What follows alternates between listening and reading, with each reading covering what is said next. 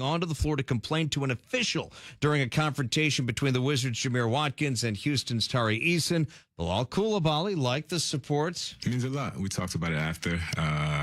He's been really involved since he got here, on the court, off the court, practice, when we take the plane, when we in different cities and all that. He's been really, really involved, and he just showed everybody today, so that's great. It almost made you forget that the team is now 16-44 on the season after 5 straight losses. The elimination number is 9. Yeah, former Maryland forward Julian Reese in his NBA debut tallied 2 points and 4 rebounds over 28 minutes. Men's college basketball, Howard clinches at least a share of the MEAC regular season title with a 90-70 victory over Coppin State. Cedric Taylor III leading 5 in double figures with 21 points. Beware the Bison in March. Spring training nationals get 3 strikeouts over an inning and 2/3 from Josiah Gray in his 2026 debut. He allows 1 run on 2 hits in the 3-3 tie with Houston. NFL Commanders reportedly tell cornerback Marshawn Lattimore they'll be parting ways next week when the new league year begins. Meanwhile, the team and veteran offensive lineman Nick Allegretti have agreed to a new 2-year contract. The 29-year-old made 2 starts at center last season, playing in 16 of 17 regular season games. Dave Preston, WTOP Sports. Thank you, Dave. Up next, we have the latest on the situation in Iran as things in that region just grow more tense. It's 9:27. WTOP celebrates 250 years of American defense innovation, presented by HII. HII is proud to sponsor this look at the defense innovations and technologies that protect our nation today and tomorrow. HII, delivering the advantage.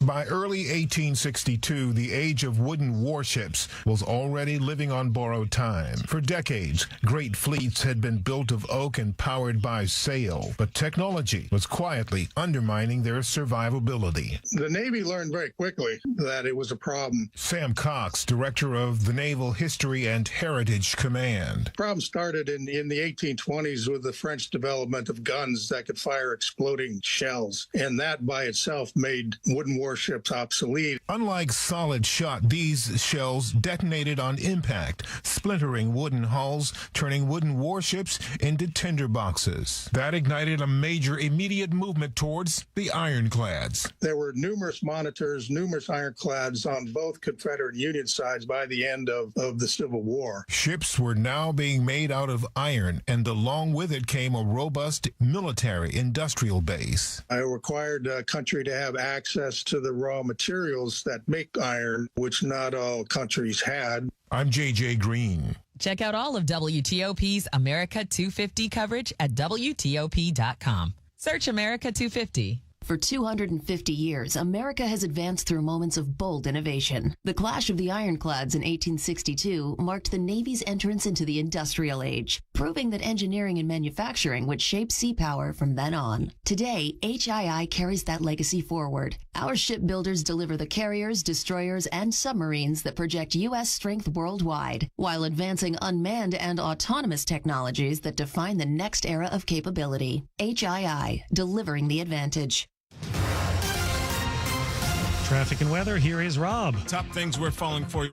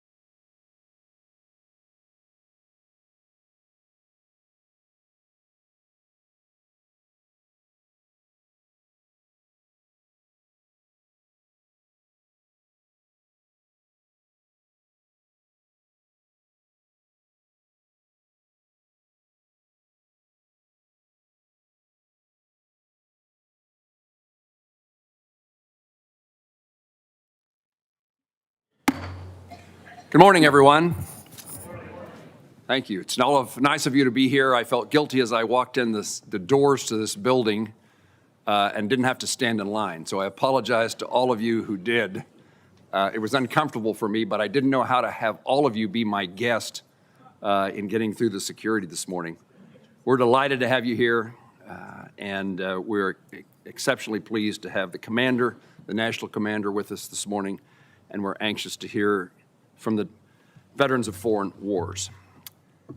It's good to be here soon with Chairman Bost, with Ranking Member Blumenthal, with Chairman Takano, and the rest of our colleagues in this second of our joint hearings this year.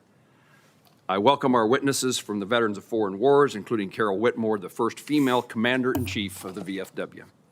I also welcome each of the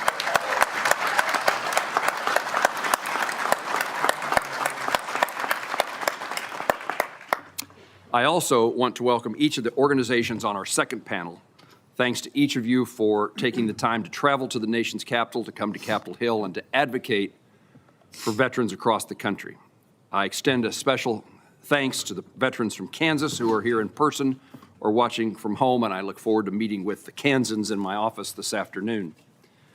Your advocacy, the VFW and the other VSOs, your advocacy plays a critical role in informing us of the challenges veterans face on a daily basis, whether it is healthcare issues because of toxic exposure during your service to the nation, or long wait times to access care or receive the benefits that you each earned from the Department of Veterans Affairs. The role of this committee, the role of our two committees, is to make certain that the VA is improving the lives of veterans and that every veteran has access to timely, high-quality services they deserve, that promises that were made are promises that are kept.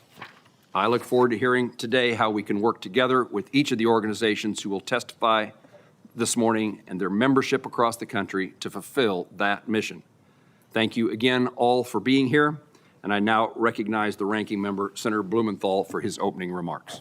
Thank you, Chairman. I think that very important today is the picture of this committee, a bipartisan statement of support for the veterans of America, and nobody advocates more effectively or strongly than the veterans of foreign wars. Thank you, every one of you, for being here today. I want to thank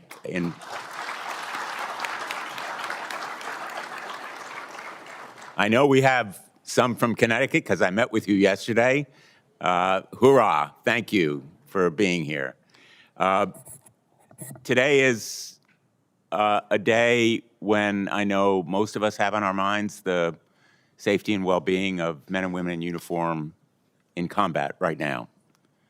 And I don't need to belabor the point to this group that our thoughts and prayers are with them. They are our heroes who deserve our support now and when they come home as veterans, to leave no veteran behind.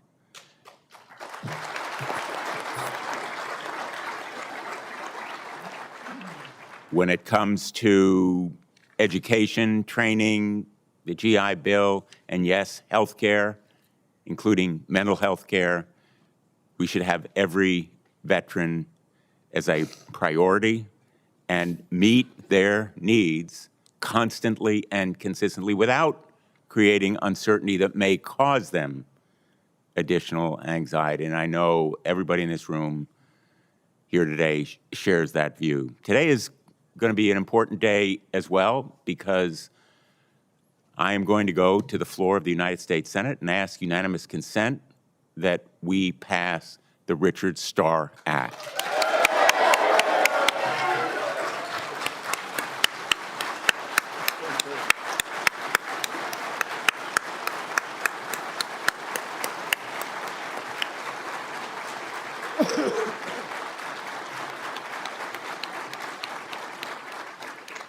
Right now, it is scheduled for noon. I don't suggest that anybody leave the hearing to be there, but I will be thinking of you as I offer it and make the case that this measure is long overdue. It is unacceptable, simply inexcusable that tens of thousands of combat-injured veterans are denied full military benefits, they have earned. There is no excuse for failing to give them what they have earned. And I want to express my thanks to you, to the VFW, to the veteran service organizations for your constant and effective advocacy. And I know that we will continue working together. Let me just say finally that we need to make sure that the VA serves your needs. It's about you. It's not about us making speeches. It's not about the workforce at the VA, although many of them are veterans and they deserve our support. We are enormously fortunate to have some of the most skilled and talented and dedicated healthcare providers, surgeons, doctors, nurses, schedulers, security and custodial care. It's all a team, but eventually you are the ones who are the beneficiaries of that program, of the other kinds of care that is provided by the VA, and the PAC Act, where you have played a critical role in making our veterans community aware of the need to undergo screening and to seek benefits. We need to increase that awareness so that more people take advantage of it, and the VA has to provide a workforce that can deal with those applications for compensation and care. So thank you for being here today. It makes an enormous difference, never doubt it, and thank you, Mr. Chairman. Senator Blumenthal, thank you. I now recognize the ranking member from the House, Mr. Takano. Thank you, Chairman Moran. Good morning, everyone. Thank you all for being here to inform us of the issues facing veterans and their families. I especially want to welcome those who have traveled from the great state of California. Where are you? Thank you for making the trip here. Thank you, veterans from all 50 states and our territories for being here. It's so good to see you all here, and a very special welcome to VFW National Commander Carol Whitmore of Iowa, the first woman to lead the VFW in its 125-year history. Welcome, Commander.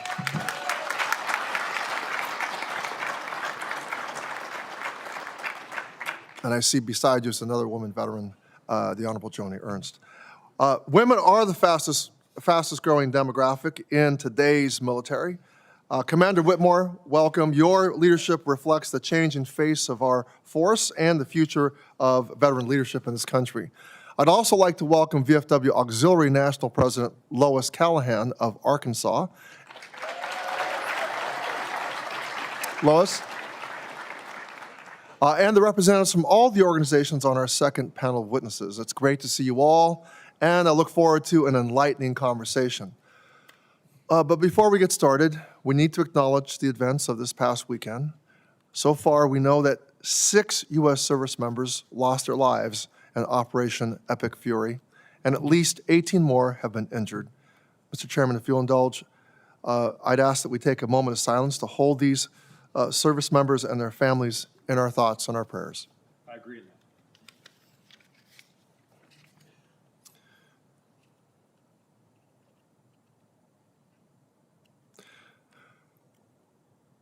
As we honor those who recently lost, who were recently lost, we must acknowledge a hard truth. Every new conflict creates another generation of veterans and their families that we owe our support to. It is never acceptable to cut veterans' benefits. It is indefensible to do it while actively sending more American service members into harm's way. This is the time for us to fully invest in the future of VA and ensure that the department will be there to care for these veterans and their families when they come home. Instead, this administration has been subjecting veterans to uncertainty and chaos. As you are all aware, Secretary Collins recently attempted to publish an interim final rule that would limit VA's obligations to veterans whose service-connected conditions are improved by medications. The response from the VSO community was immediate and unified, and it worked. This is a victory that we should all learn from. When veterans stand together, things get done. In this case, the Secretary finally admitted defeat and rescinded the rule. That outcome shows the power of unified veteran advocacy. However, while we may have won this battle, don't grow complacent. There are more on the horizon. We are now bracing for a massive reorganization of the Veterans Health Administration, one developed without consultation with Congress or input from the veteran community. We keep hearing phrases from VA leadership like, do more with less. Doing more with less has never worked well for VA. VA cannot deliver more care with fewer doctors. VA cannot process more claims with fewer examiners and VBA. You cannot strengthen VA by shrinking it. VA needs social workers, janitorial staff, police officers to ensure VA is meeting its mission. While I never wore the uniform, I take seriously my responsibility to defend the promises we made to those of you who did. We owe a great debt to those left behind, one that cannot ever be repaid. And that is why I support my colleague Representative Hayes' Caring for Survivors Act and my colleague Representative Hudson's Love Lives On Act. Also, I know that many of you are waiting to see progress on the Major Richard Starr Act. I've heard you loud and clear, so has my colleague Senator Blumenthal. Senator Blumenthal, Godspeed today. And that's why I co-sponsored this bill. It's time to get it passed now. These bills are not inexpensive, but honoring our commitments never is. But if we can find money for the administration's priorities, we can find the funds for our nation's veterans, their dependents, and survivors. Congress must make the correct and moral decision to prioritize funding for these bills. And we should do so without asking veterans themselves to shoulder the costs. We know veterans are willing to make sure their comrades are taken care of, and I respect that immensely. But the point is, you shouldn't have to. Veterans should never be asked to pay for their own benefits. That is Congress's responsibility. The American public has told us that it is willing to take care of these folks. It just requires us in Congress to do the right thing. One other top priority I'd like to bring up, which I know you all share, is Representative Pappas's GUARD Act, which seeks to crack down on claim sharks. Claim sharks have sunk to a new low. I have seen ads where they are using the chaos sown by VA to scare veterans into signing up for their services to, quote unquote, protect their ratings. I think this is disgusting. It is predatory, and it must end. Claim sharks must be stopped.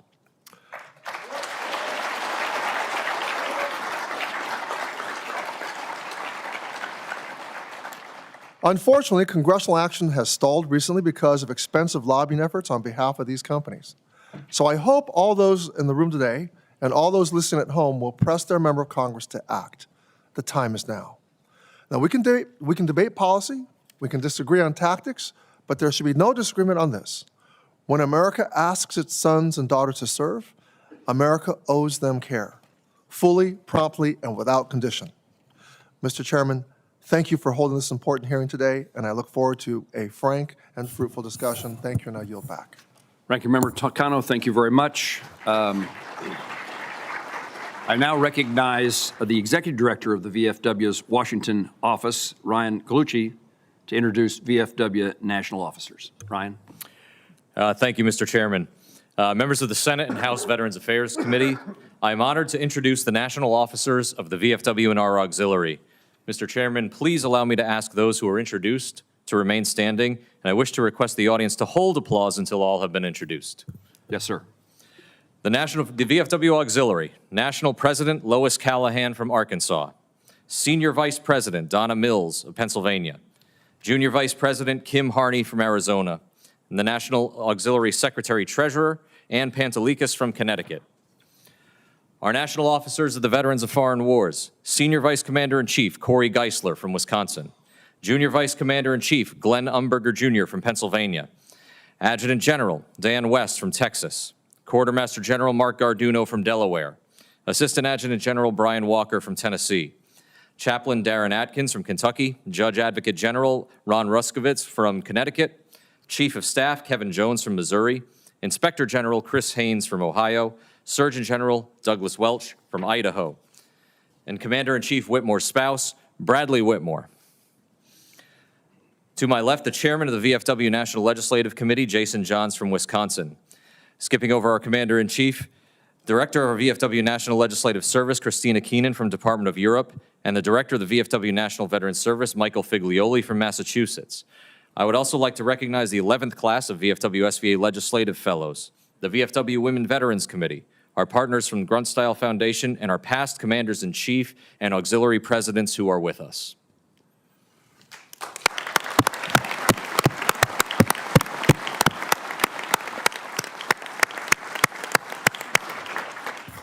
Ryan, thank you for that introduction, and welcome to all of you, and particularly to the leaders that were just introduced. You are welcome we're welcome to have you in our committee hearing today.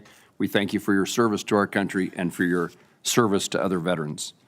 The honor of introducing the National Commander now falls to one of our colleagues. And I now welcome to the Senate Committee on Veterans Affairs and joint session with the House Committee on Veterans Affairs, our colleague, Senator Joni Ernst. Senator. Thank you, Chairman Moran, Chairman Bost, Ranking Member Blumenthal, and Ranking Member Takano. And as a lifetime member of the VFW, it is such a privilege to be here with you today. But, Mr. Chairman, it is much more of a privilege to be here to introduce someone that is not just a veteran and a fellow Iowan, but someone who is also a very dear friend. So thank you to one of our nation's most respected advocates for veterans, Carol Whitmore, Commander-in-Chief of the Veterans of Foreign Wars. Yes, please.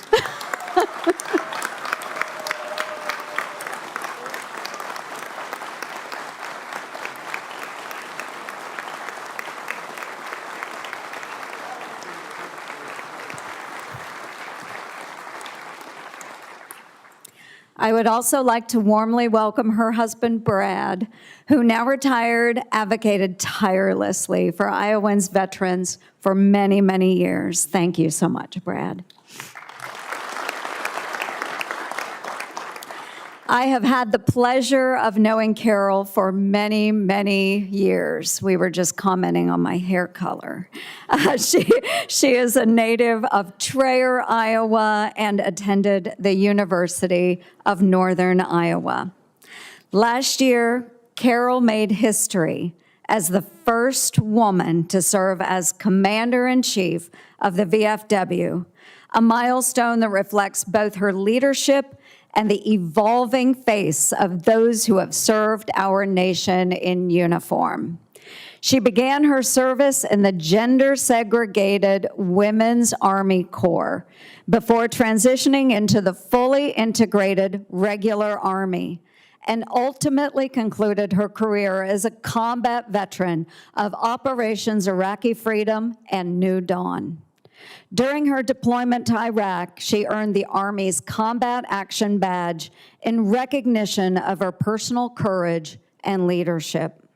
She has served at every level of the VFW, from post commander to department commander of Iowa, before being elected to lead one of the largest and most influential veterans service organizations in the country. Her leadership reflects the values Iowans know well: hard work, accountability, and commitment to their community. As a national leader who has served in uniform, Commander Whitmore understands the real-world impact of technology modernization and economic opportunity policies on veterans' access to benefits, care, and employment, making her perspective especially valuable to the committee's work today. And I also want to acknowledge, with the ongoing operations, the loss of those 6 souls that we have seen in the strikes, the counter strikes coming from Iran. And we pray for the families and their units.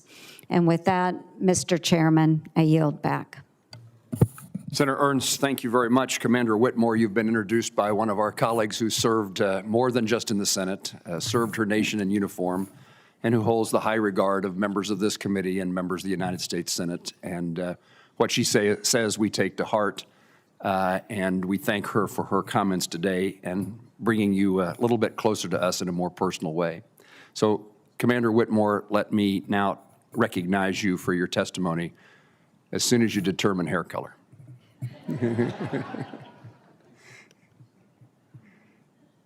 Commander Whitmore, welcome.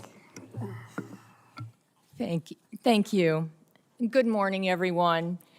Before I begin, I would like to take a moment to acknowledge Operation Epic Fury also and give our thoughts and prayers to those who made the ultimate sacrifice and those who are in harm's way still, like the VFW National Claims Representative Rosa Valdez, currently serving in Kuwait.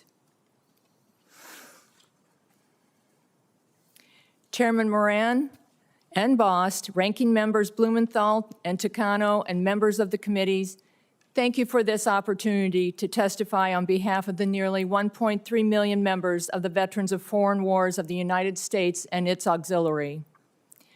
Our message is simple and resolute. Honor the contract.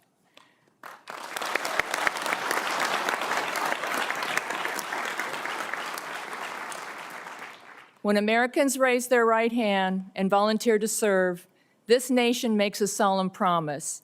If they are wounded, become ill, or die in service, America will care for them and their families.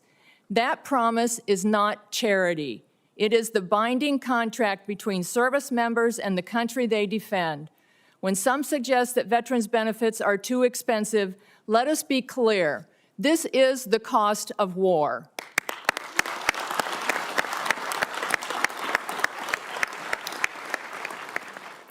As a former Army nurse, caring for service members and veterans is not an abstract policy issue for me. It is personal. When I retired in 2013, my duty to those wounded on the battlefield did not end. And it is our responsibility, yours and mine, to see that promise through. The PACT Act was a landmark achievement, but passage alone does not fulfill the promise. Congress must ensure the VA aggressively applies its PACT Act authorities to address unrecognized toxic exposures from Vietnam-era burn pits to K-2 veterans, submariners, and others exposed in dangerous conditions. The surge in PACT Act claims has driven the necessary expansion of the VA health system. As demand grows, VA direct care and community care must operate on a unified system. Veterans experience health care in moments of need. In those moments, what matters most is reliable, timely, high-quality care delivered with dignity and respect.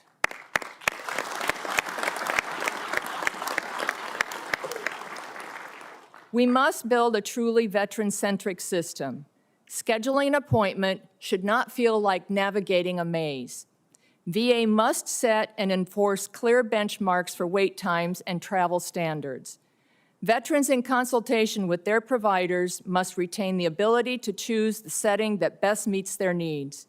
To strengthen that system, we urge Congress to pass the Veterans Access Act of 2025, because veterans should never have to fight their way through red tape just to receive the care they earned.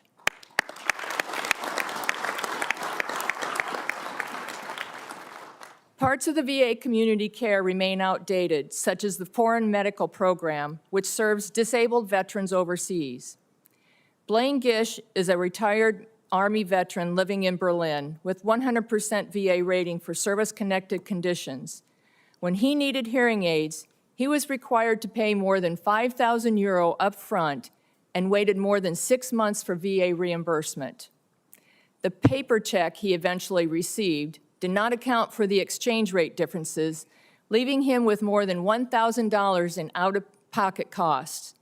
Meanwhile, veterans using stateside VA health care receive hearing aids at no cost. Veterans overseas deserve equal treatment. We urge Congress to modernize this program and provide veterans abroad many of whom are still supporting the U.S. mission, with the care that they deserve.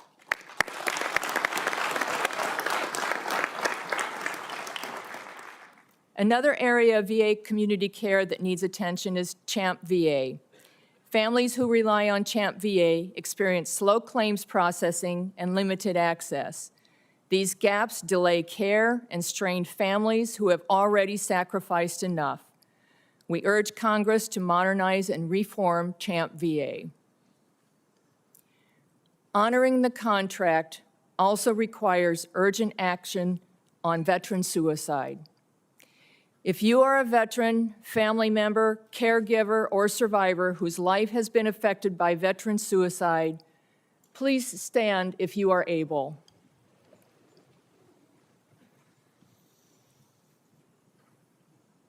Members of the committee, this is the scope of the challenge before us.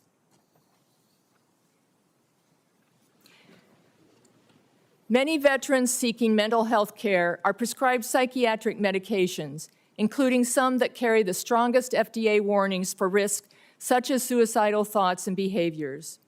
Veterans must be fully informed and actively engaged in their treatment decisions. After leaving the Air Force, veteran Derek Blumke from Michigan was placed on multiple central nervous system medications by the VA, ultimately cycling through a medication cocktail that required a painful year-long withdrawal. This underscores the problem with uninformed psychiatric care. We must do better. Congress should require written informed consent for all VA-prescribed psychiatric medications.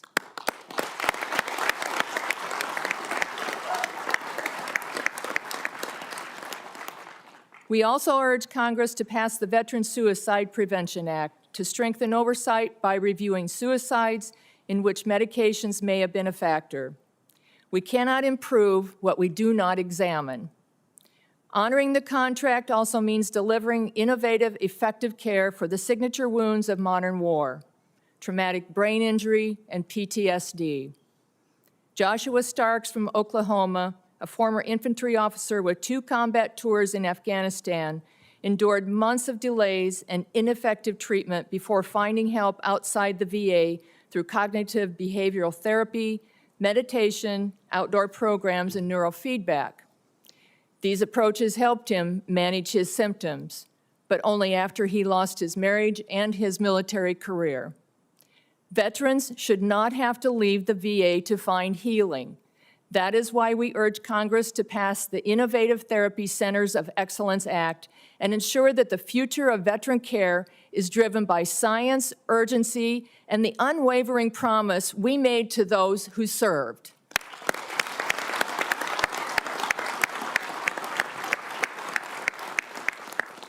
Another critical concern in honoring the contract is the transition from military life to civilian life. Nearly 200,000 service members leave active duty each year, yet too many, especially those separating from overseas assignments in places like Poland and Kosovo, do not complete the transition assistance program at the required time or with adequate resources. I recently spoke with soldiers in both countries who were preparing to leave the military and had limited support for their transition. When service members separate without proper guidance, they risk delays in receiving the benefits they earned through service. That is why we urge Congress to pass the TAP Promotion Act to ensure service members connect with VA-accredited representatives before discharge to receive earned benefits the moment they become civilians. Ensuring seamless continuity of care and compensation is how we honor the contract in real time.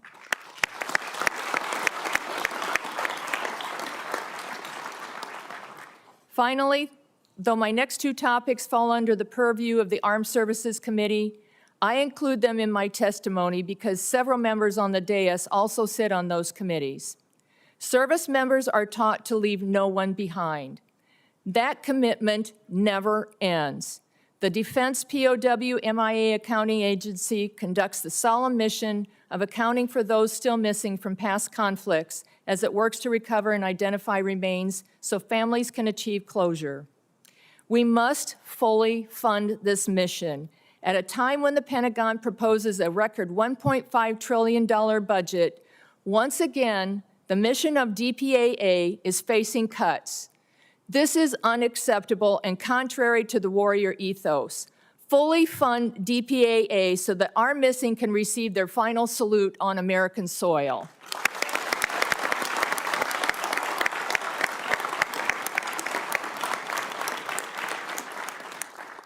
This last issue represents what we consider a dishonorable breach of the contract. We must pass the Major Richard Starr Act now.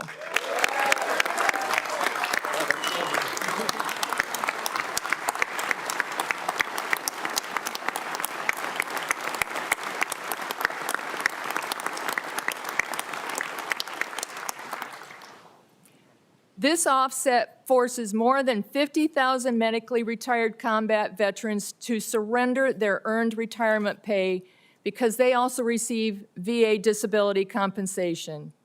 Alex Henry, a National Guard member from Arizona, survived an IED blast in Iraq and was medically retired with a traumatic brain injury. His condition worsened and eventually prevented him from working. His wife became his full-time caregiver, and they were forced to sell their home. No veteran should face financial ruin because of this unjust offset.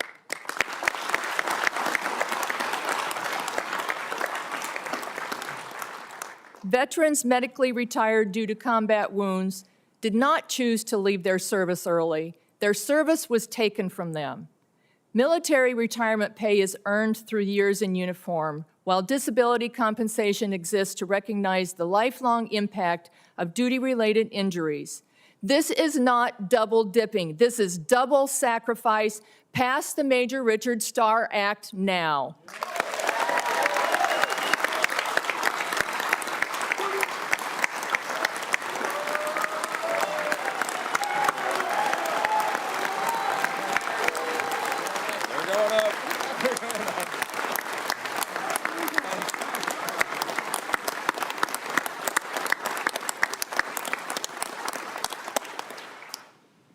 The all-volunteer force relies on trust, the trust that when young Americans raise their right hand, this nation will keep its promise. Veterans have fulfilled their obligation. Now the country must honor the contract, not partially, not eventually, not someday, but today, fully and faithfully. Chairman Moran and Bost, ranking members Blumenthal and Takano, and members of the committees, thank you for this opportunity to testify, and I look forward to your questions.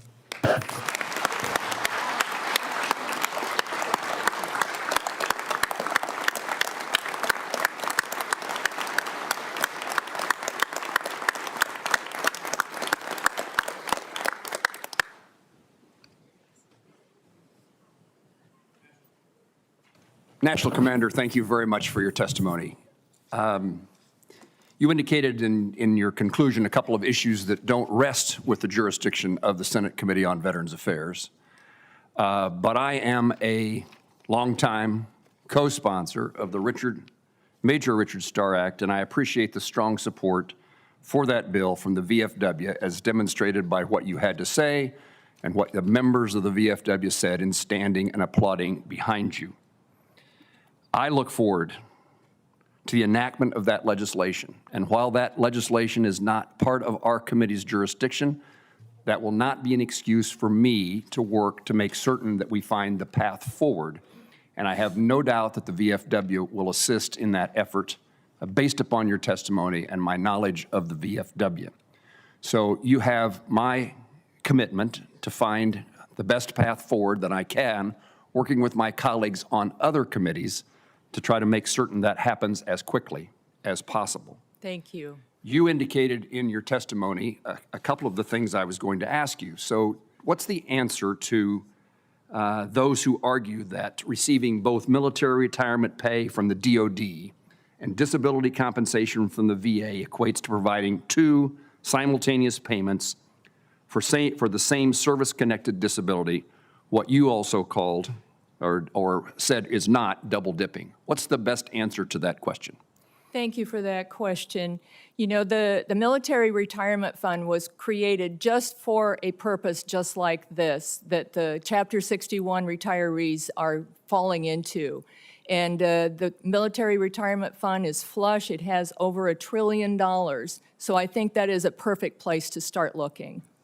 Thank you. You gave a real-world example of the circumstances that a service member, a veteran, may find themselves in because of the prohibitions that the Richard Starr Act would correct. Would you care to give other examples of examples that you've seen at the VFW where in the absence of the passage of the Richard Starr Act, veterans and their families suffer? You know, every day I talk to veterans that have this incurred on them, and it's shameful. It is shameful that we have not honored the contract for those veterans who have earned that right. Do you think there's also an additional benefit that passage of the Richard Starr Act would be another asset in our military recruitment and retention of those who soon will serve and those who are serving today? Absolutely. You know, when a veteran transitions from service, they go home and they talk to their friends, their families, their loved ones, and if they have a bad transition coming out of service, or if they incurred, you know, a bad experience, as in the Richard Starr Act, that does affect recruiting, and it affects national security. National Commander, I look forward to working with you and Kansas VFW members to see that the goal of the VFW is accomplished. Thank I now you. recognize Senator Blumenthal. Thank you. Thank you, Mr. Chairman. Thank you for that really powerful testimony, National Commander. And I agree with you totally that the costs of caring for our veterans are part of the costs of war. We need to educate Americans about that basic principle. The $1 trillion or more budget for our military, and I'm on the Armed Services Committee, so I'm very familiar with that budget, should be regarded as a down payment, not an end point for the obligation that we owe our national defense, and caring for veterans is part of our national defense. Yes. Just to ask one more question, following up on the chairman's line of inquiry. I don't know what the cost is of the Richard Starr Act. Some have said that it's in the billions of dollars compared to the $1 trillion for the National Defense Authorization Act. It is a fraction, a pittance, a rounding error. Would you agree with me that whatever that cost, the Richard Starr Act is well worth it? Absolutely. Thank you. I want to ask you about the PAC Act because your testimony is very pointed on the need for recognition of additional health conditions. The K2 veterans from Kashi Kanabad, the air base in Uzbekistan, I've led the effort to try to recognize the health conditions that have afflicted them as a result of their exposure to toxic chemicals. The 455 locations in the United States where there's been confirmed PFAS exposure. Would you agree that the health conditions eligible under the PAC Act for the presumptive consideration ought to be expanded to include all of those kinds of locations where veterans have been exposed to toxic chemicals? Absolutely. Thank you for recognizing that. That will be one of my main missions in this session and in future sessions, along with others on this committee. I helped to lead passage of the PAC Act. We have the PAC Act because of the veterans service organizations and the veterans themselves who literally slept on the steps of the Capitol. We tend to forget. They literally persuaded my colleagues by their physical presence, their fight. And we may need you again on the steps of the Capitol. I know you'll be there. thank you very much for all you do for our veterans. Thank you. We'll be there. Thank you. Representative Bergman. Thank you, Mr. Chair, and congratulations Thank you. on your election. As the son of VFW post commander and a auxiliary president, I grew up when I was about this tall, going to everything kinds of events. I know what you're doing, and I know the support you get from the community. Keep it up. Time, once it's wasted, is gone. Money can be recouped over time, so let's not waste any time. Commander Whitmore, could you share the VFW's views on Secretary Collins' planned reorganization of the Veterans Health Administration? Thank you for that question. I am going to turn that over to our expert, Ryan Gallucci, on that. Thank you, Comrade Commander-in-Chief. The VFW generally supports the effort to restructure Veterans Health Administration. In fact, it's something that even under the last administration, we had conversations with Secretary McDonough about. We put out a pretty strong statement right before the holidays and basically said any system that has 18 VISNs numbered 1 through 23 is overdue for reform. We saw some challenges with governance in the electronic health record, and it's because you had these little fiefdoms all thinking they all report to the Undersecretary for Health.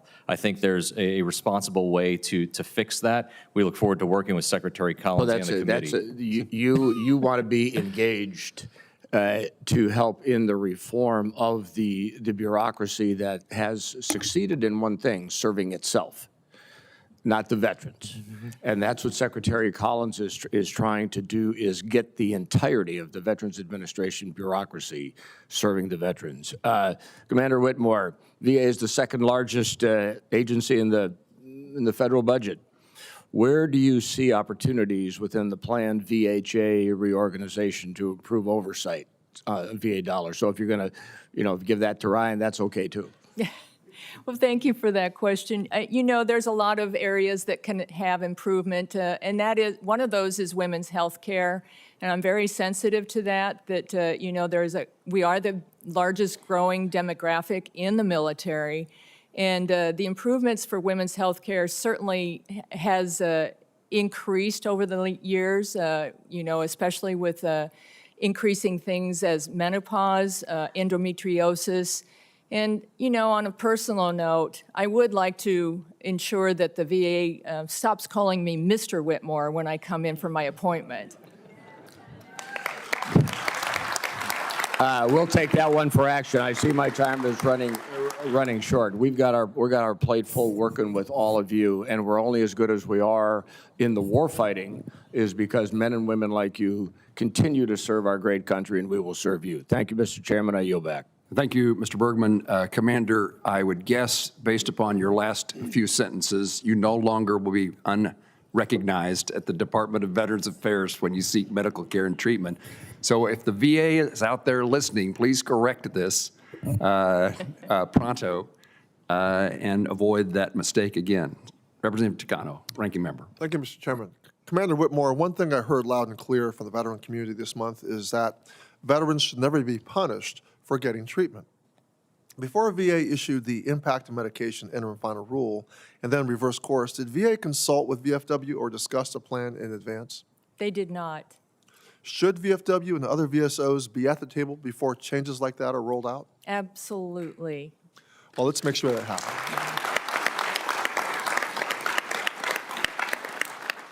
Now, Commander, this morning, the New York Times reported that VA cut more than 1,500 doctors and almost 5,000 nurses.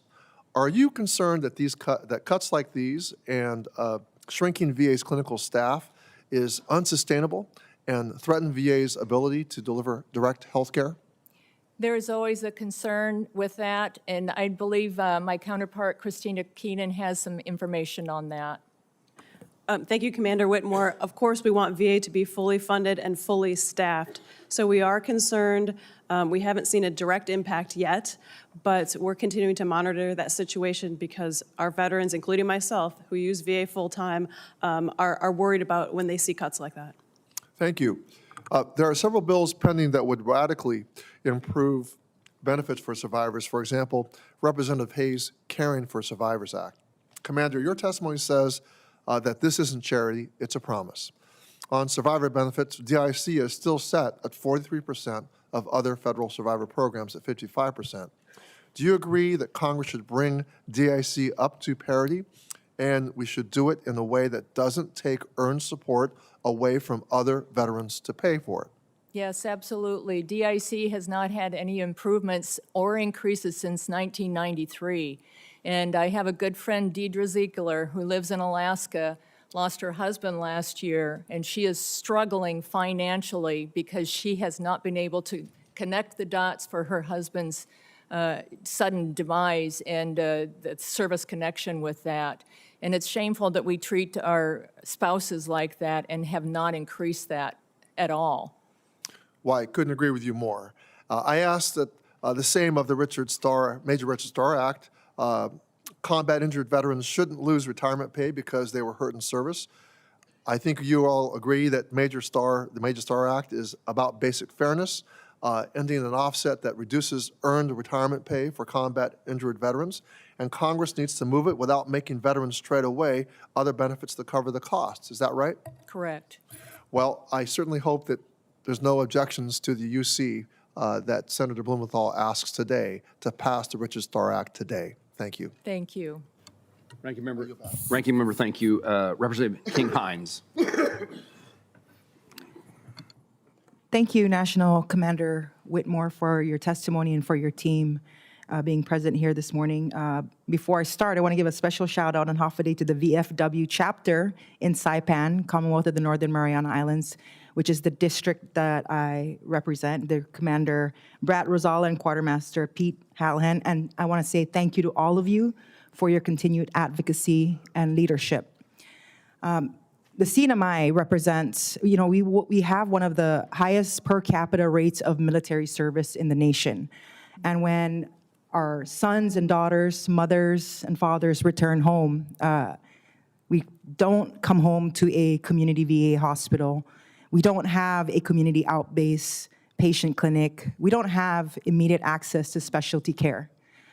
Our veterans have to travel thousands of miles away to be able to get specialty care. And all too often, the choice is between having to pay for airfare or paying for their utilities, which means that they just delay the care altogether.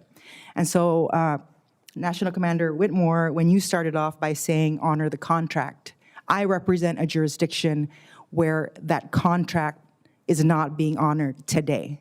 And I look at all of you who all too well know what it means to serve in a time of war. And so I just wanted to also underscore my gratitude this morning. Thank you. Thank you for that. One of my, one of the things that I want to focus on, given all these conversations about VA reform, is how do we balance, right, some of these competing concerns and competing priorities, specifically community care, because there's a school of thought that if we expand access to community care, we're compromising access to direct VA care. And I kind of wanted to further flesh out that conversation and hear from you what that would look like. Thank you for that question. I have visited Saipan, and I know how isolated it is there, and it is hard for healthcare to exist there in the direct VA healthcare form, and that's why there has to be a balance between VA healthcare and the community care.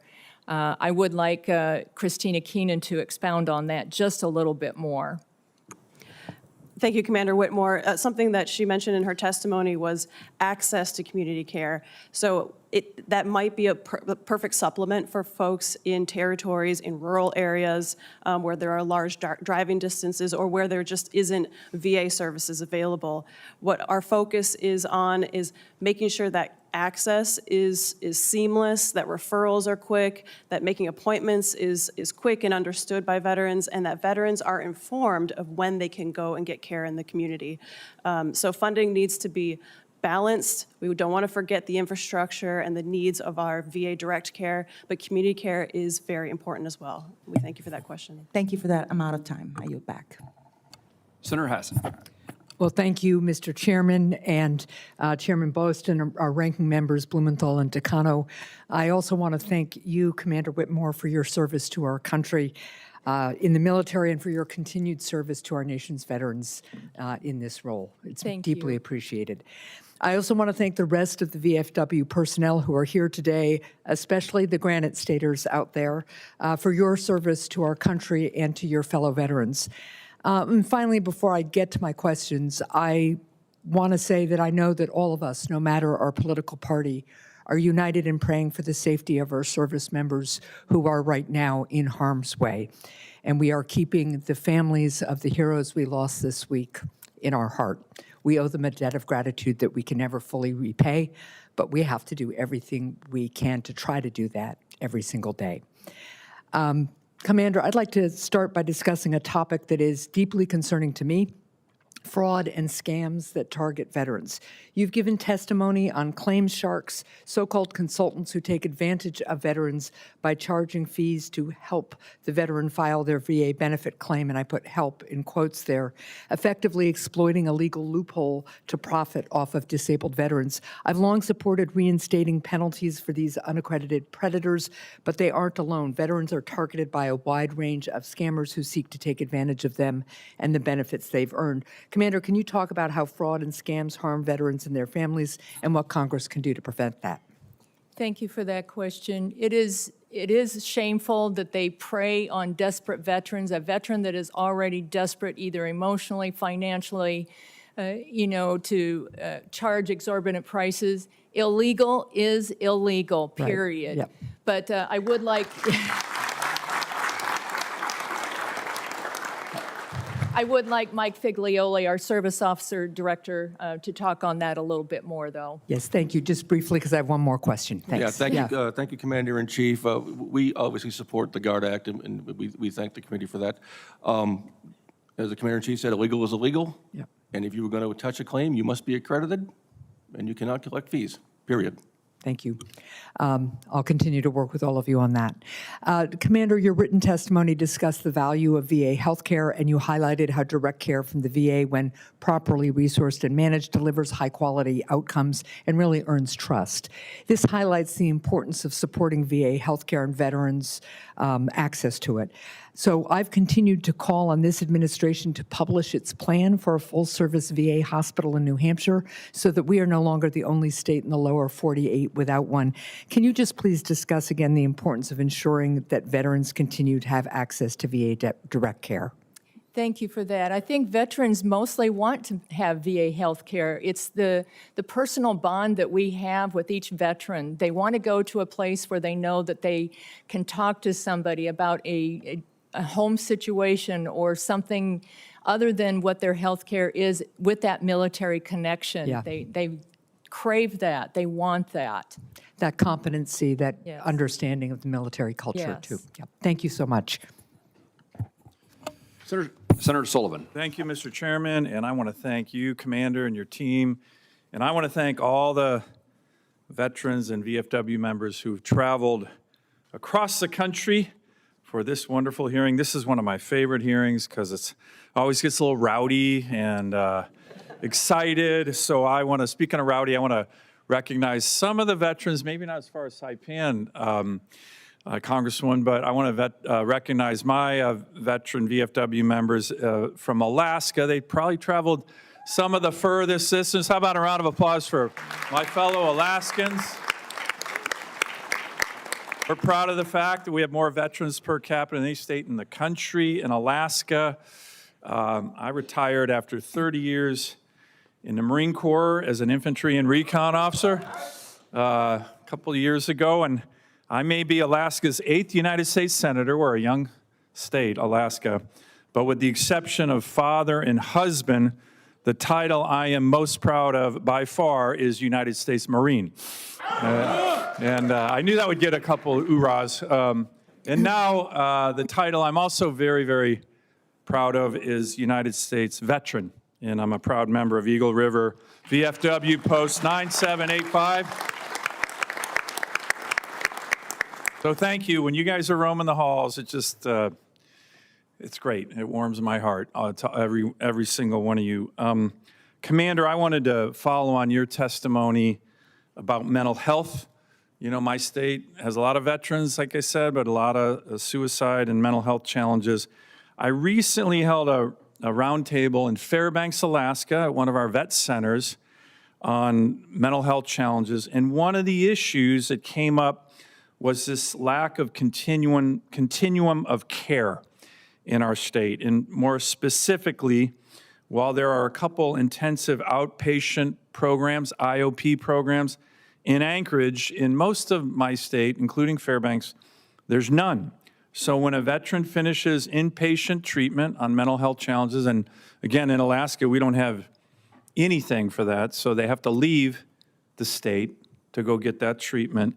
When they come back, there's no continuum of care in a lot of the communities, no IOP programs or things like that. So can you tell me more about the gaps the VFW sees in mental health treatment, both in community care and in the VA? And are there things that we in the Congress should be doing to make it so if you are coming back from inpatient treatment, you shouldn't have to have a hard landing. You should have a soft landing, being able to go to IOP centers throughout the state, whether it's a VA center or a community care center. And if that's something we can work with you guys on, I think it's really, really important.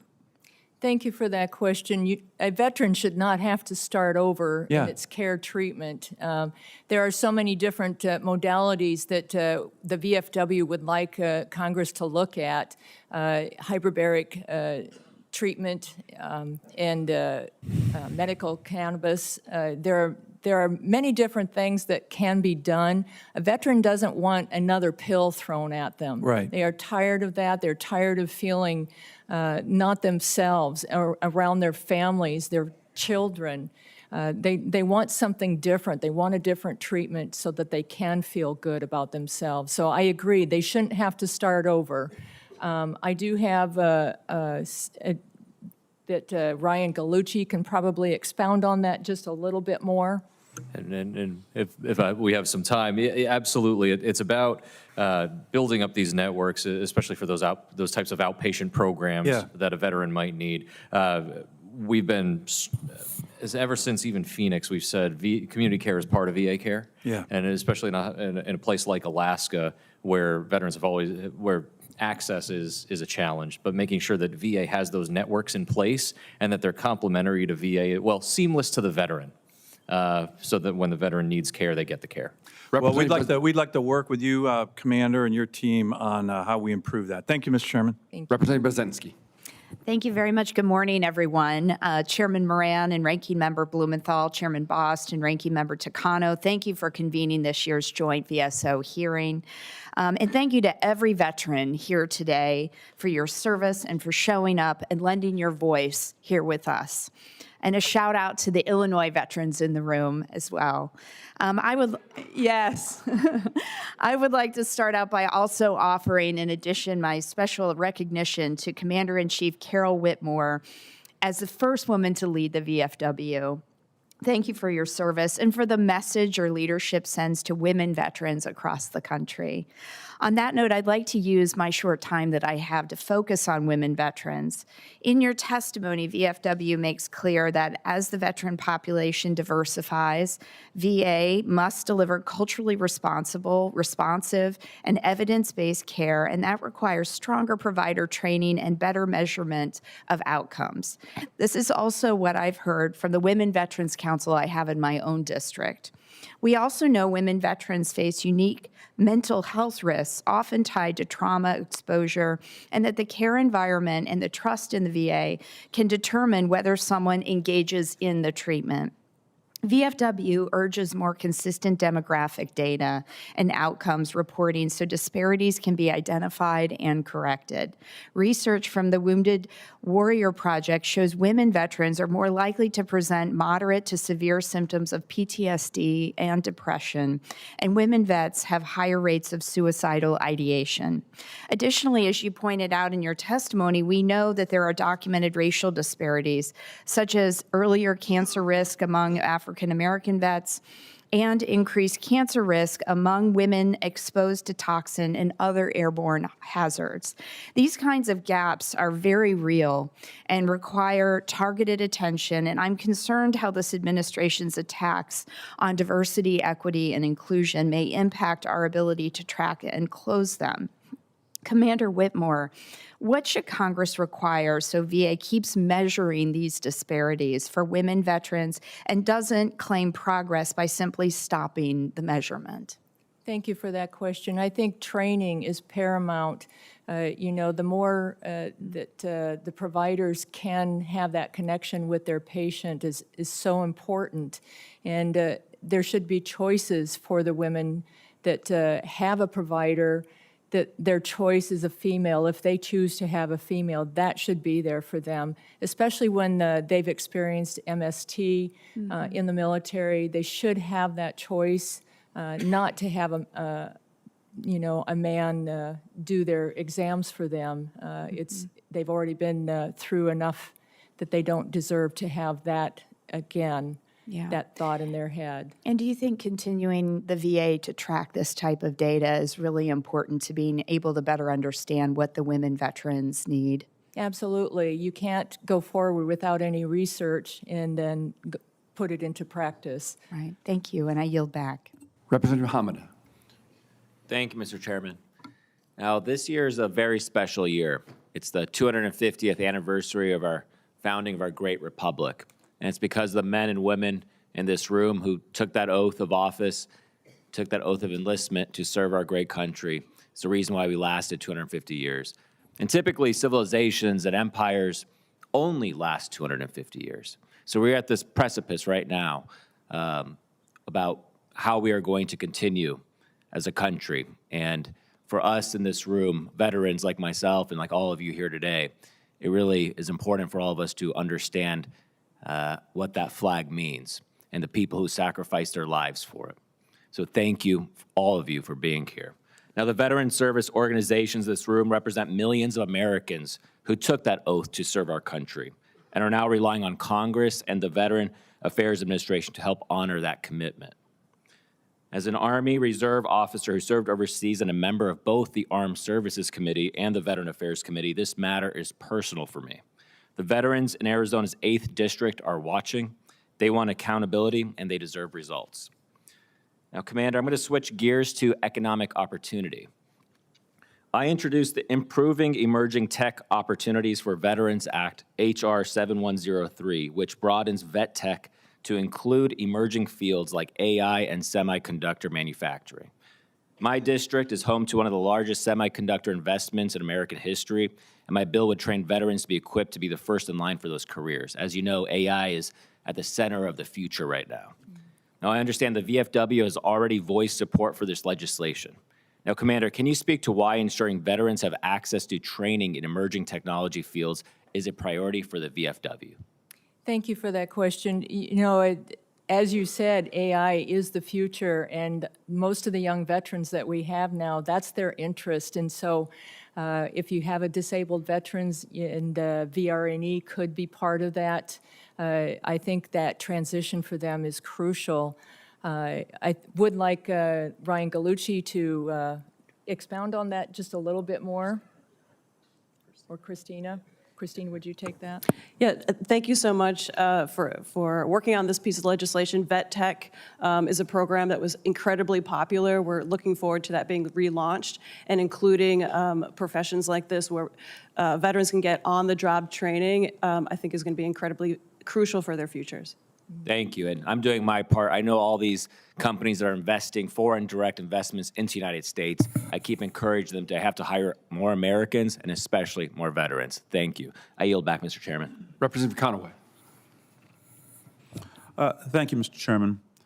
Thank you, Commander Whitmore, for your testimony, and thank you to the VFW panel for all the work you do on behalf of veterans. And a shout out to my fellow New Jersey veterans here in the room. I want to thank you and to thank all of my fellow veterans for your service. Evidence has repeatedly shown that VA care provides the best outcome for veterans. Ms. Whitmore, Commander Whitmore, would you agree that given a choice between VA direct care or community care, veterans will ultimately prefer VA direct care? Do you agree with that statement? I think overwhelmingly veterans like to go to the VA because we do get to talk with fellow veterans and discuss our war stories with each other. It's a balance of both. Well, I think that that relationship of shared experience is critically important to care as a physician. That's something I know well. VA care is uniquely designed to meet veterans' needs. In your written statement, you said that when VA direct care is properly staffed, funded, and managed, it delivers high-quality outcomes and earns trust. In your opinion, do you believe, and before asking this question, between January 2025 and December 25, the VA's monthly workforce dashboard showed a net loss of more than 4,000 physicians and nurses. This, again, is a report from the VA itself. In your opinion, do you believe that VA direct care is being properly staffed or funded? I believe at this time it has been. We're closely monitoring that to see if any veterans have suffered any losses in their care. But Ryan Gallucci probably has a little more information on that. Yes, thank you, Commander-in-Chief Whitmore. I think it certainly is a challenge to look at VA care, but one of the things that I will say is that the challenges that they've seen hiring doctors and nurses mirror what you see on the civilian side. We do poll our members from time to time, and our surveys demonstrate, yes, they prefer direct care. And with our partners at the Veterans Independent Budget, we do talk about properly investing and making sure that VA has the staff that it needs to deliver that direct care as well. Well, it's hard for me to imagine how you can deliver better care with less of a workforce. And we see this not only in healthcare, but really across all endeavors where labor is involved. In this case, we're talking about physicians and nurses. Do you believe that these shortages could drive more and more veterans to rely on community care? And if so, what are the implications of greater reliability on community care for veterans? It can do that. It depends on the geographic locations of the veterans. You know, in the larger cities, they're going to have more access with direct care with VA. So the rural communities have to rely on community care. I know, coming from a very small rural town myself, just how critical that was to know that I had community care when I needed it. It just depends, again, on where the veteran lives. Yes, sir. Thank you. Representative Pappas. Thank you very much, Mr. Chairman. Commander, thank you so much for your powerful testimony here today and for your leadership and the example that you set. I'm grateful for so many VFW and auxiliary members who have made the trip here to Washington, D.C. Your presence really does help them move the needle on these key initiatives that the commander outlined, and we've got to honor that contract. And that's our obligation here in the Congress of the United States, to work on a bipartisan basis to get some of these priorities across the finish line, including things that represent fairness and justice for veterans like the Major Richard Starr Act. We've got to get that done. Now, one bill I wanted to highlight is, and thank VFW for its support, is the Claim Shark bill that I have introduced. Now, under federal law, only VA-accredited representatives may assist veterans with their claims, but these claim sharks, we know, are breaking the law. And the only reason they refuse accreditation is because they would no longer be able to profit off of our veterans. 2 decades ago, criminal penalties were removed from the statute, and we're seeking to reinstate those criminal penalties. That's why I've introduced this legislation that does that. And since I first introduced the bill in 2020, the claim sharks industry has hired lobbyists to discredit this bill and to push legislation that would legitimize their practices. Thankfully, VFW and other VSOs are fighting back against this. And while we continue to educate colleagues and try to build support within Congress to pass this, we know that you're also making progress at the state level in ensuring that state legislatures and state attorneys general are going after these claim sharks and are making some progress. So I'd like to ask you this question. While we make progress at the state level, which is a positive thing, can you talk about the necessity of getting something done here at the federal level to provide some clarity and some teeth to the law so that we can go after these bad actors? I couldn't agree more. Thank you for that statement. I would like Jason Johns, who is kind of an expert on that area, to talk about that a little bit more. Thank you, Commander-in-Chief. As you know, Representative, recently the VA issued 2 fraud warnings about DBQ schemes, and 10 people were indicted in Puerto Rico. 7 of them were veterans who unfortunately utilized a local claim shark. Accreditation is a shield. A shield between the VA and that veteran. And as an accredited VA attorney myself, I'm held accountable for any misfilings or potential fraud, right, or errors. And so if a veteran issues an unaccredited claim or uses an unaccredited claim shark and there's any fraudulent or errors or intentional misfilings, that veteran is held liable, full stop. There is no shark of record, right? There's an attorney of record, there's a representative of record, there is no shark of record. And so it's important that, Congress upholds the laws it passed over 30 years ago, almost 30 years ago, that required accreditation. It required accreditation to protect veterans from unscrupulous actors who are trying to prey upon them, right? It had a good reason then, it's still a good reason now, and Congress should stop trying to legalize an illegal activity. And we thank you for your support of this bill, Representative. Well, we'll keep working together on it until we get it done. Thank you very much. Thank you.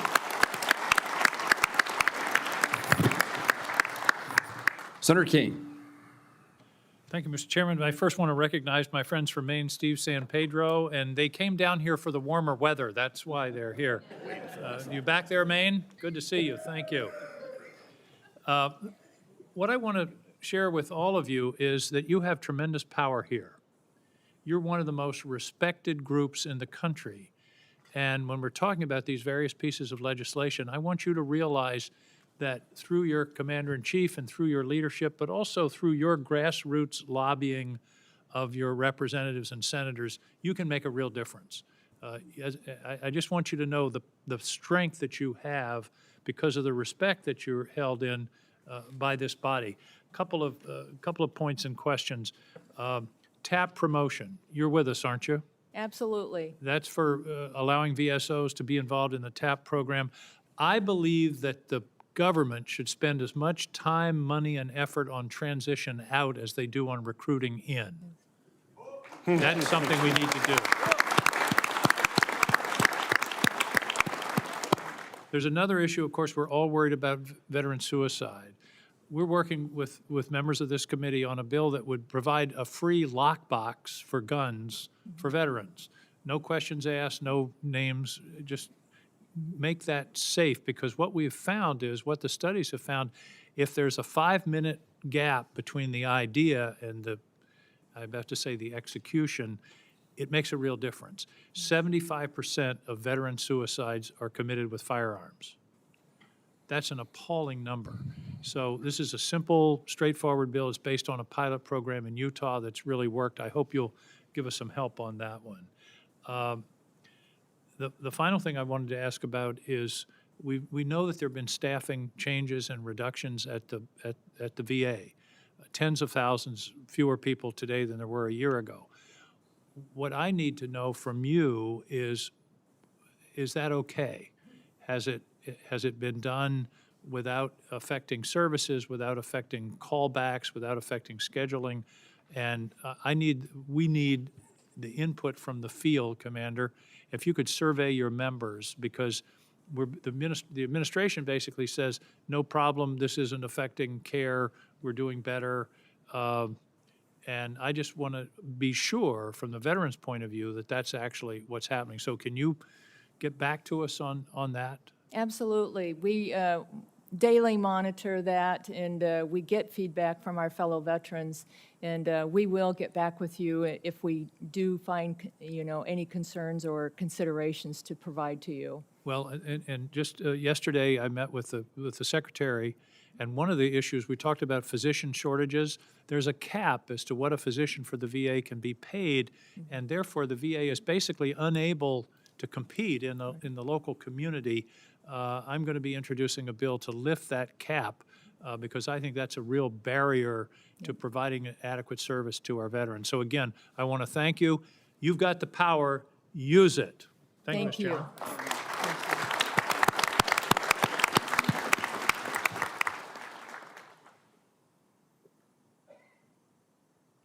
You were briefer than usual, Senator King.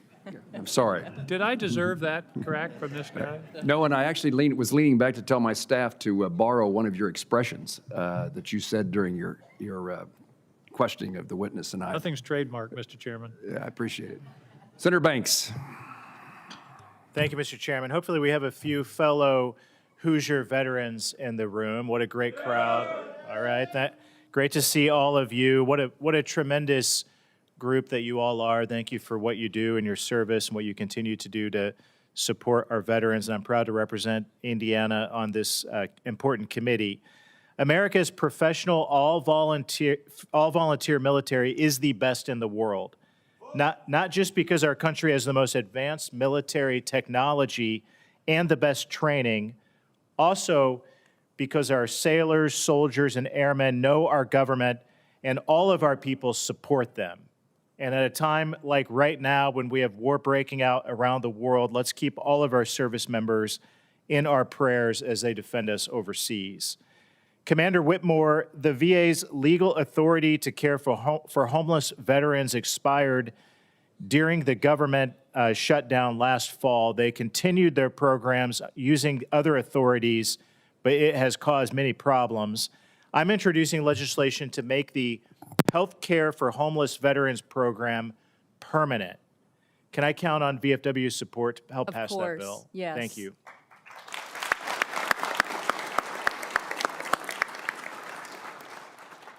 Commander Whitmore, I agree the VA is not fully using the tools that Congress gave them in the PACT Act to investigate and cover toxic exposures. What more should the VA be doing?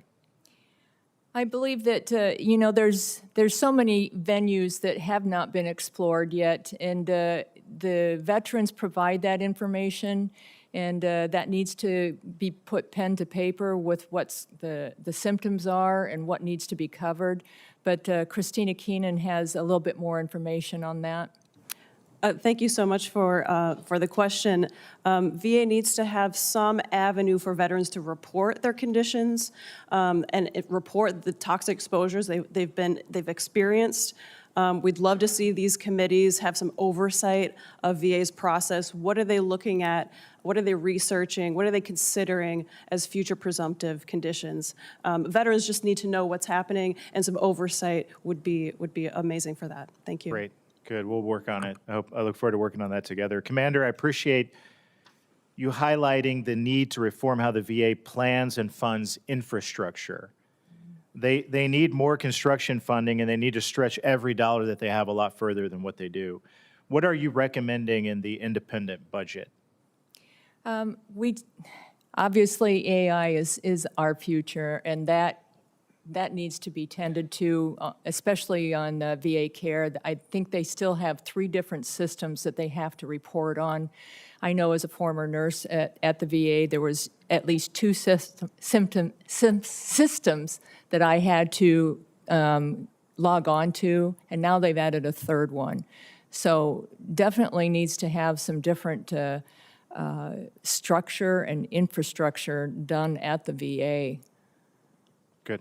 Okay, we'll work on that together too. Thank you very much. Thank you to all of you. As a proud member of VFW at the Columbia City, Indiana Post, it's great to be with all of you today.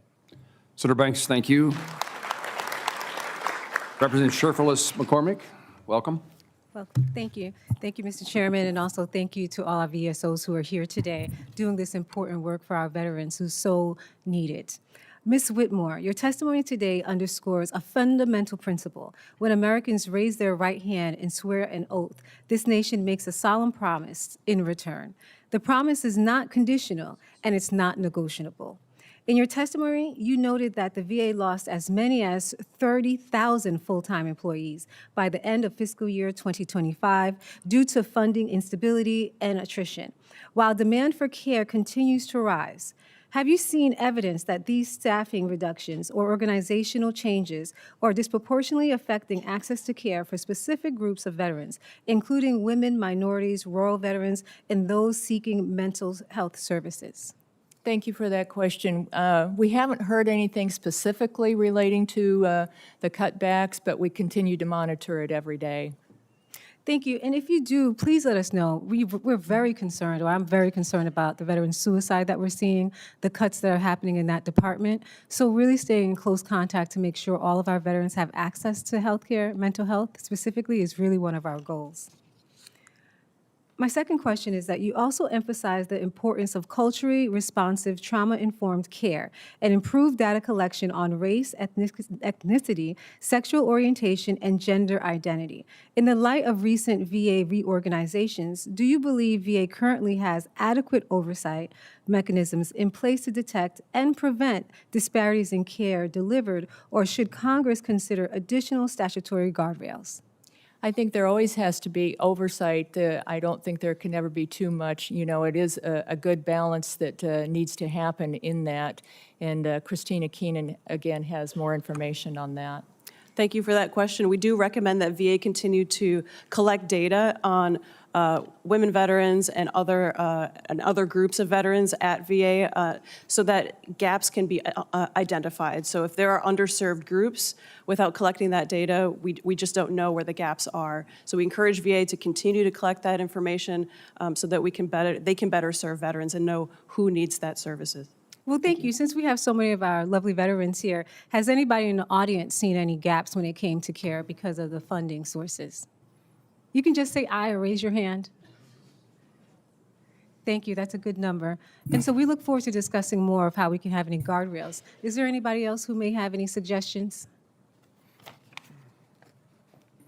Thank you. Thank you, then I yield back. Thank you. Commander, thank you for your expertise and commitment. The quality of the conversation that we had today, I hope, is satisfactory to you and the VFW members that are with you and behind you. It's very valuable for our committee to have heard what you had to say today, and I appreciate your responses to our questions. We're going to pause for just a few moments while we ask you to depart the witness table and invite other veteran service organizations to present their leadership here for the continued hearing. Thank you so again. much Thank you for your this service. time. Yes, ma'am.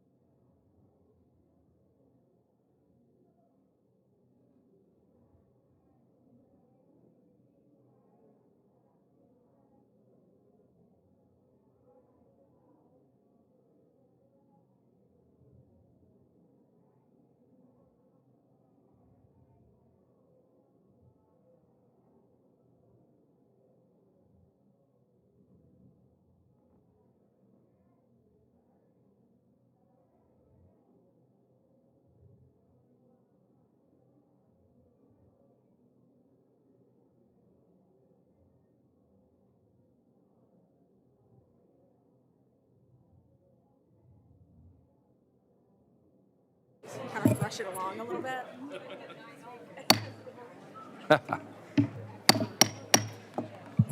Can we ask the folks who are leaving, sounds odd, but to leave, and the folks that are arriving to arrive? I need that.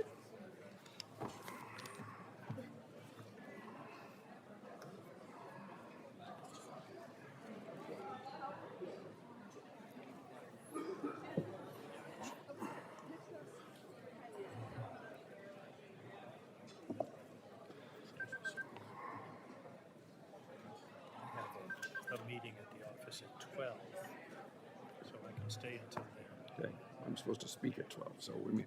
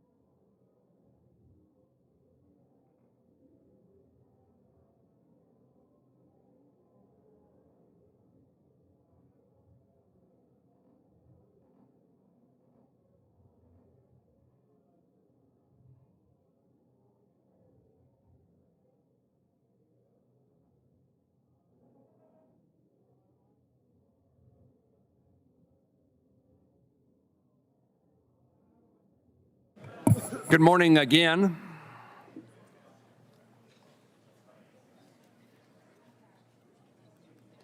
We now welcome our second panel of witnesses and an additional set of audience members as well. And we are delighted that you all are here, and we are pleased to have the opportunity to hear what instructions, suggestions, and marching orders you may have for the Senate and House Committee on Veterans Affairs.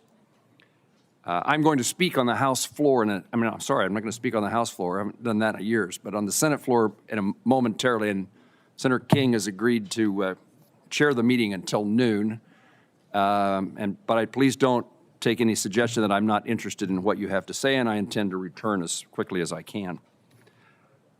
Our second panel of witnesses testifying today is Tammy Bartlett, the Vice President of Government Affairs for Student Veterans of America. Chief Warrant Officer 4, Scott P. Stevens, retired, the National Commander for the Jewish War Veterans of the United States of America. Leah Rowe, the National Executive Director for the Blinded Veterans Association. Richard Fetro, the National President for Fleet Reserve Association. Colonel Lori M. Fenner, Doctor. United States Air Force retired Senior Policy Advisor for Minority Veterans of America. Andrew Tangen, the President of the National Association of County Veteran Service Officers, and Dr. Kayleen Hunter, the Chief Executive Officer of Iraq and Afghanistan Veterans of America. Thank you all for being here. Look forward to your testimony as we continue to find ways to improve the lives of our veterans and their family members. Ms. Bartlett, you are recognized for your testimony. Chairman Moran, Ranking Member Takano, and members of the committee. Thank you for the opportunity to speak with you today on behalf of Student Veterans of America. From across the United States, from California to Alaska to Florida to New York, the veterans making their way from service to workforce through a transformative power of higher education are represented in today's room. If you are a student veteran, member, or a chapter leader with Student Veterans of America, please stand.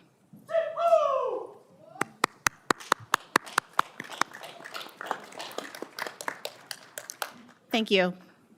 I want to begin with a simple premise. Student veterans are already succeeding. They persist, they graduate, they contribute.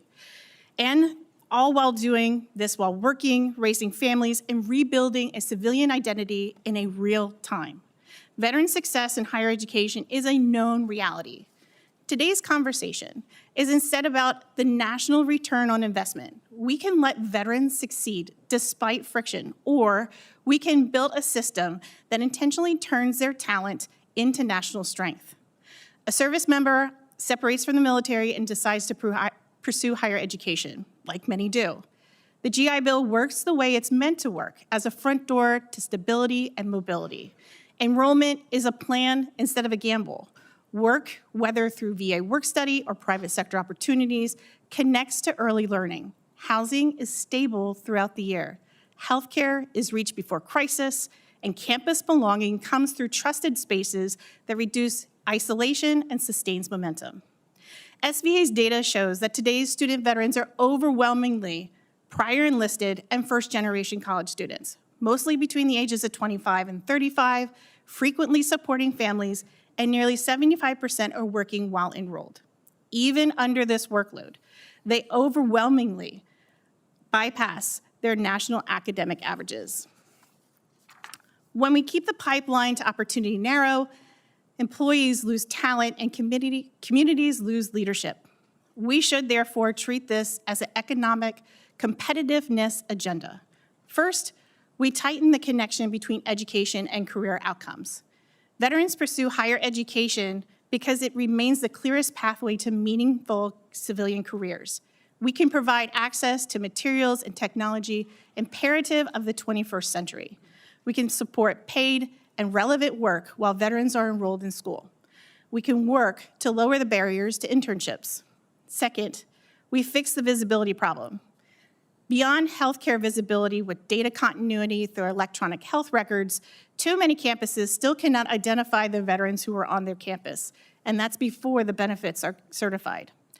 But with that delay, and many institutions have the system, like Common Apt, they can verify students' veteran status and benefit eligibility through a governed, permissioned data matching, and begin certification early, connect veterans to right resources early, and measure outcomes with real validity. The federal government already has secured the technical pathway that can be supported early verification and better coordination. Third, we want to protect stability from separation to career placement. Policies should reflect how veterans use their education today, including intentional online and hybrid learning.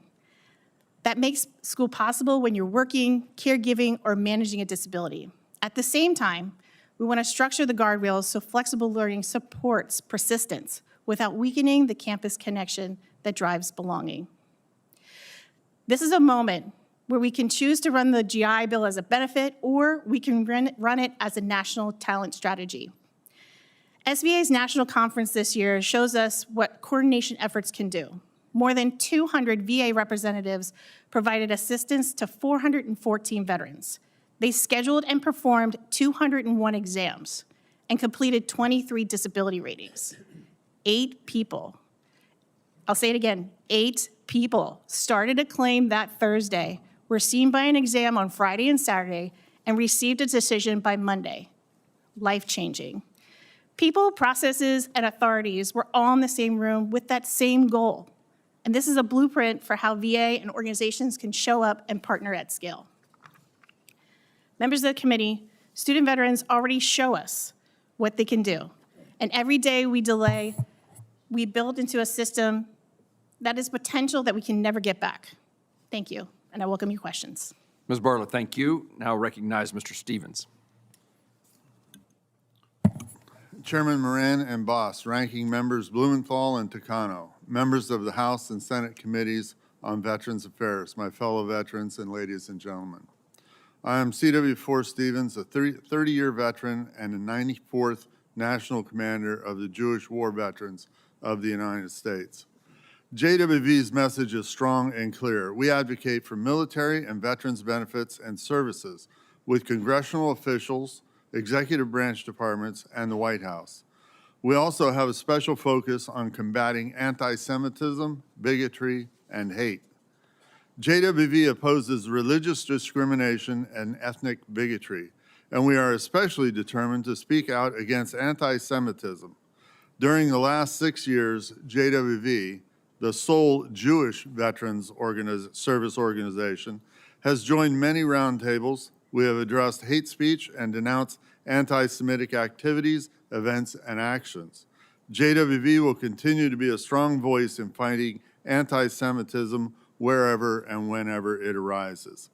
We recognize and appreciate Chairman Bost, and Chairman Moran, as well as ranking members Blumenthal and Takano. We're meeting with JWV leadership in 2024 and 2025 regarding anti-Semitic activities targeting veterans and military communities. JWV also supports H.R. 6047, a bill to improve DIC and special monthly compensation benefits. JWV also advocates for legislation to immediately allow concurrent receipt of full military retired pay and veterans disability compensation for disabled retirees. Specifically, JWV is pushing for the enactment of the Major Richard Starr Act. JWV urges Congress to schedule a floor vote on the act or as an amendment to the NDAA during the 119th Congress. Congress needs to have the courage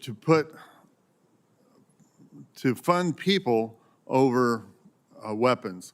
Thank you, Senator Blumenthal, for being a champion of the STAR Act.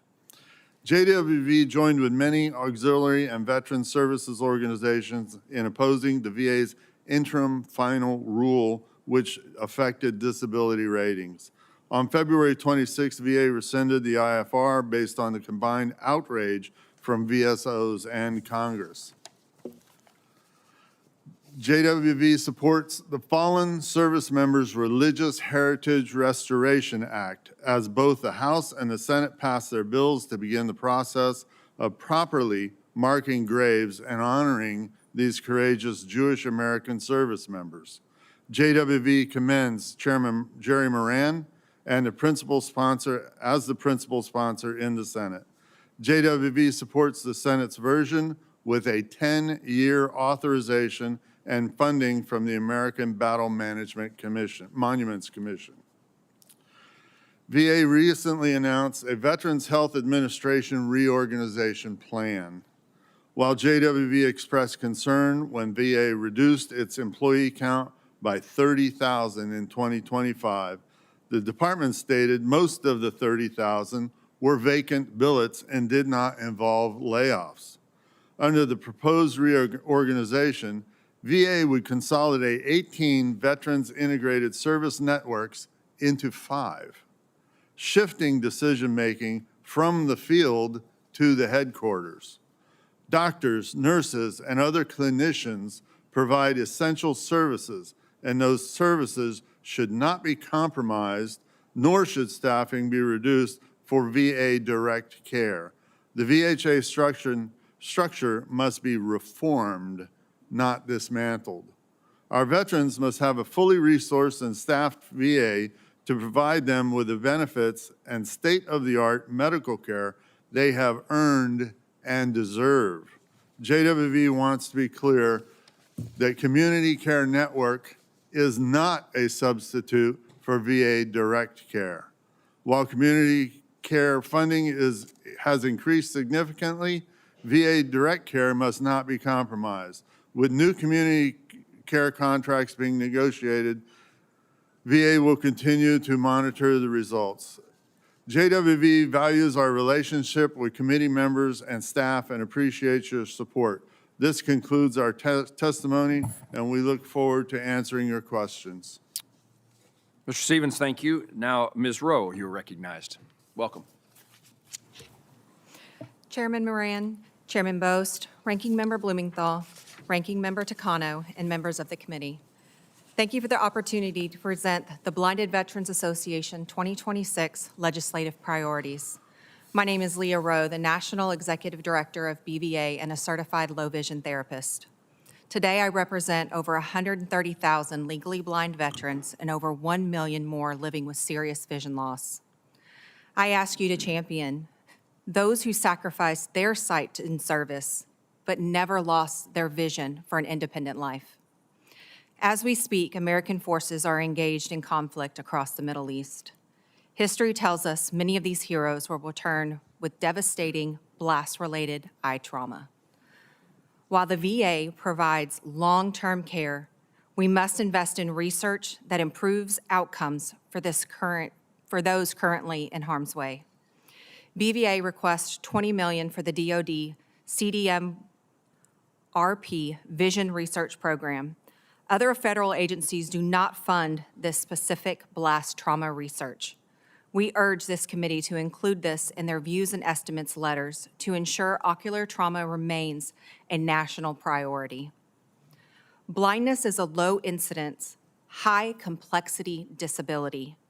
To ensure sustainability, BVA urges the blind rehabilitation service funding be modeled after spinal cord injury centers to protect specialized budgets. Furthermore, accessibility is a civil right. While the VA has made mobile progress, physical kiosks remain fundamentally inaccessible to those without sight. We urge final passage of the Veterans Accessibility Advisory Committee Act. This legislation is vital because it brings all disabilities to the table, ensuring that VA leadership hears directly from the experts, disabled veterans themselves. By mandating the Section 508 compliance is a foundational requirement for all VA procurement. This committee will ensure that no veteran is left behind by new technology, regardless of their specific disability. For many, independence has 4 legs. However, our veterans face inconsistent gatekeeping, while VA facilities see a spike in incidences involving untrained animals. We urge Congress to mandate a voluntary service dog fast pass. The VA already tracks accredited guide dogs in their prosthetics database. We are simply asking the VA to auto-generate a physical or digital credential for these veterans. To support this, we propose the VA Service Animal Integrity Data Act. Make misrepresenting a pet as a service animal on VA property a federal misdemeanor. Empower VA police to remove any animal displaying aggression, regardless of their status. Require the VA to formally track and report dog-on-dog attacks to protect these $50,000 mobility tools. We must modernize the caregiver program to reflect the clinical reality of blindness. Current assessments focus on physical mobility, but for our blind veterans, the primary need is safety and support. A veteran who cannot inspect their food for spoilage, distinguish clinical medication labels, or identify skin infections is a high risk. BVA proposes eligibility automatically include veterans with corrected acuity of 5/200 or worse, or a visual field of 5 degrees or less. Crucially, we must eliminate the pay-first model for travel. Navigating the digital travel portal is a massive accessibility hurdle. We urge Congress to create an automatic catastrophic exemption for veterans with 2,200 acuity or worse, ensuring upfront ticketing and total waiver of travel deductibles. No veteran should have to choose between financial stability and the rehabilitation they so need. Finally, we urge the 119th Congress to pass the Major Richard Starr Act to end the unfair retirement offset for combat-injured veterans. We also call for full funding for gender-specific health care for our fastest-growing cohort, women veterans.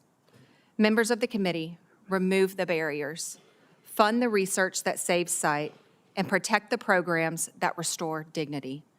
Stand with us to ensure every blinded veteran can access the quality of life they've earned.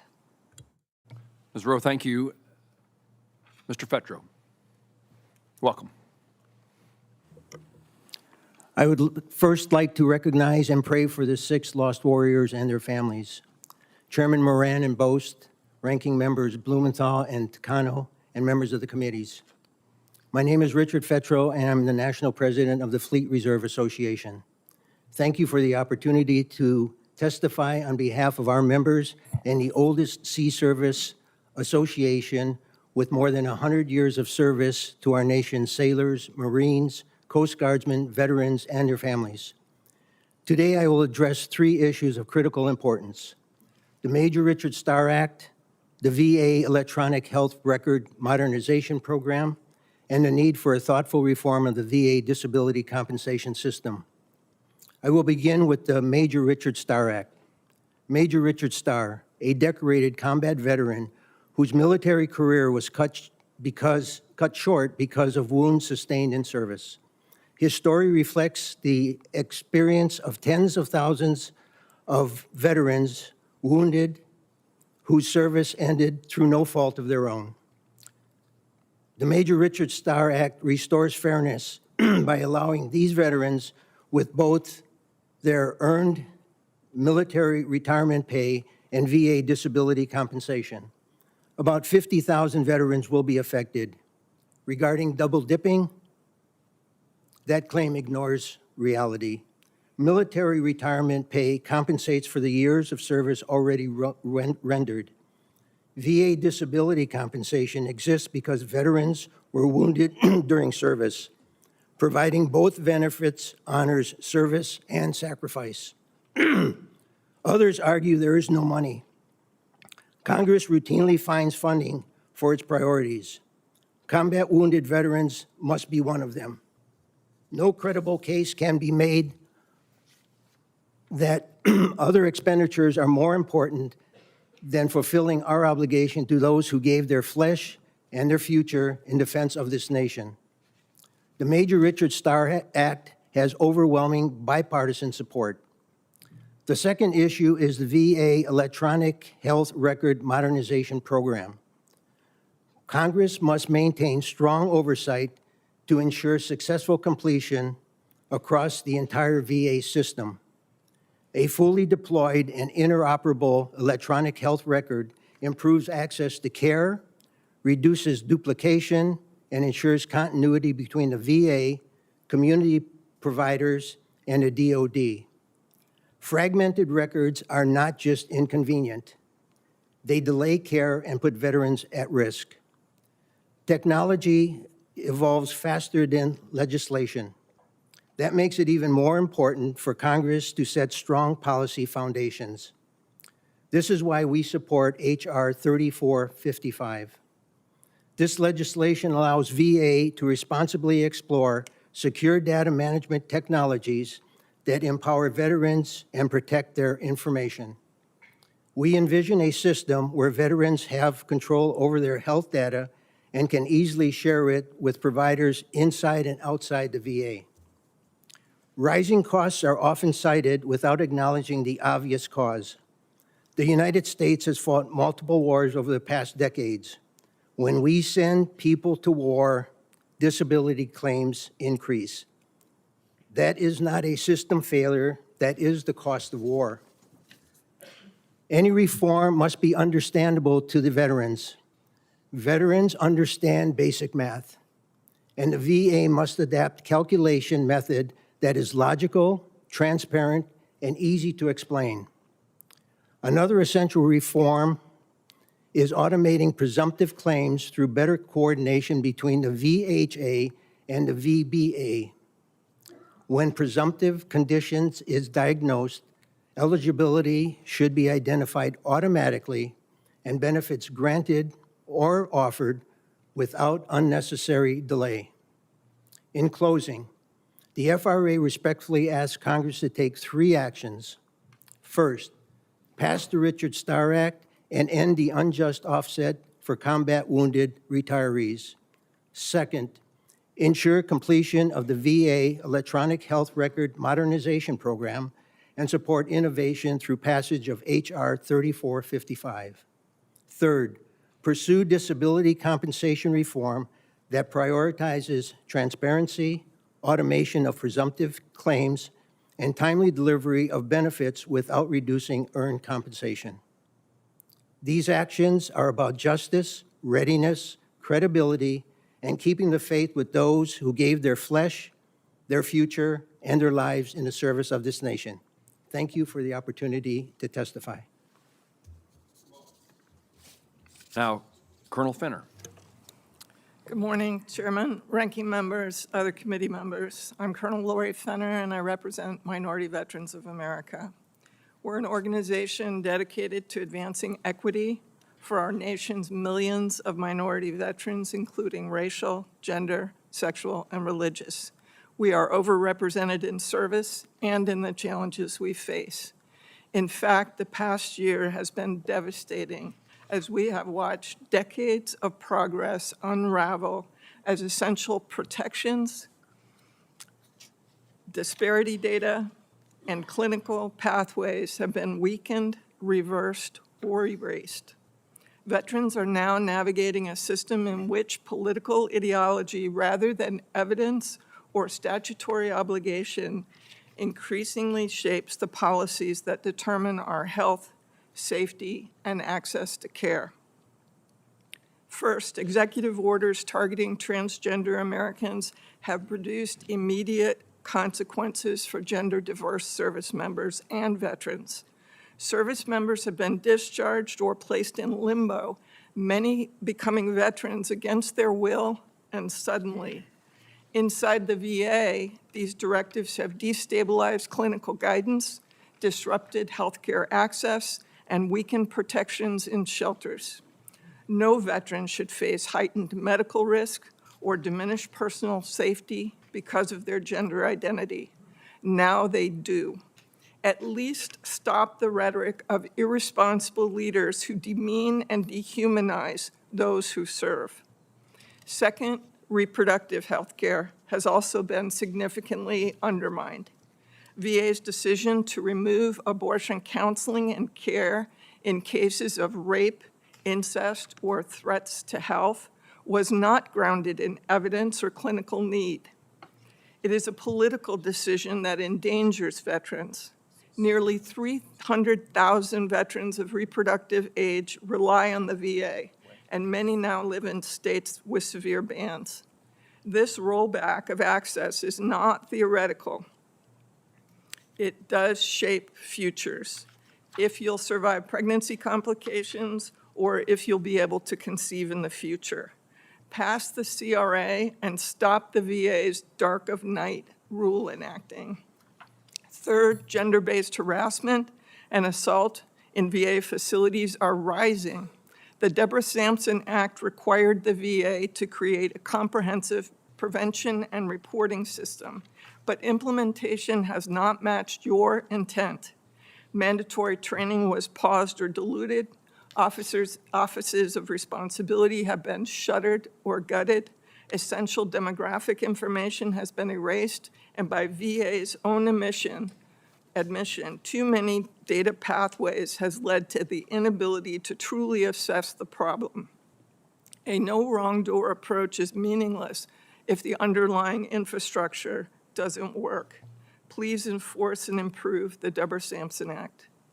Finally, across the country, we're watching the histories of minorities disappear.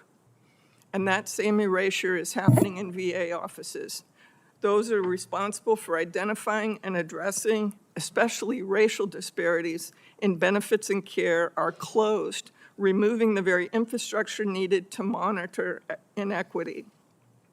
For instance, reopen the Equity Assurance and other offices and publish the unredacted report you demanded on outdoor recreation that was a bipartisan move. The information has not been included. Publish the unredacted report. The pattern is clear across every issue area, from healthcare to suicide prevention to personal safety in VA facilities. Minority veterans have carried this nation through every conflict, even while fighting for rights at home.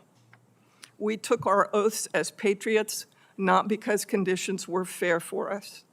Today, as other safety nets are dismantled and protections eroded, we return here with a simple demand: that the country we defended will honor its obligations to every veteran, that no one is left behind because of what we look like or who we are. We thank you. We thank the other VSOs for their support. We thank our colleagues and coalition partners, and we celebrate Women's History Month. Thank you. Thank you. Mr. Tangent.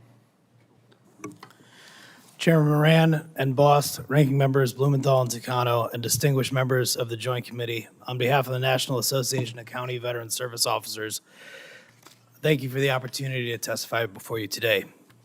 Too often, we organize the transition conversation around individual subjects: benefits, healthcare, employment, housing, rather than the veteran's lived experience moving through all of them all at once. Veterans do not experience government as a seamless continuum. They encounter a series of disconnected entry points, each with its own rules, timelines, and forms to complete. Every transition introduces risks. Missed benefits, delayed care, bad information, and vulnerability to exploitation are not anomalies. They are predictable outcomes of fragmented design. This fragmentation is not caused by a lack of connection. VA itself is not broken. It is the product of decades of well-intentioned systems built to solve specific problems at specific moments in time. VA cannot predict every future need of every veteran generation. As a result, it perpetually adopts a reactive posture. What is missing is the intentional continuity, a human connection that carries veterans forward once their service has ended and follows them home. Veterans know what effective continuity looks like because they experienced it in uniform. That continuity vanishes at separation precisely when it is needed most.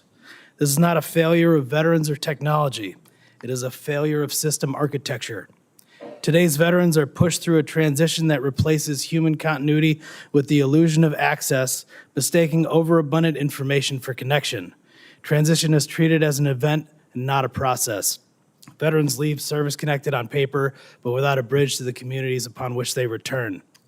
This is where Government Veteran Service Officers, or GVSOs, operate every day. GVSOs are the local government equivalent to the federal government service, translating policy into action and connecting veterans to resources at the federal, state, county, and community levels. When continuity is absent, fragmentation multiplies risk. Veterans without a trusted point of contact return to whoever answers the phone or advertises the loudest. That is where unaccredited claims consultants, sometimes referred to as claim sharks, thrive. Veterans do not seek them out because they want choice. They happen upon them because navigating such a complex system alone makes paying for help seem reasonable. Profiting from a veteran's initial claim is already illegal, but without active enforcement to curb such efforts, how would a veteran know given the complexity of just gaining access?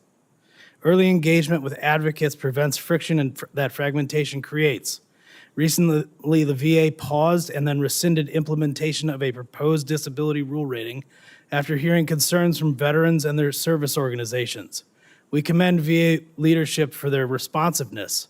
However, ideally, these conversations occur within established channels of engagement rather than on the columns of task and purpose and stars and stripes.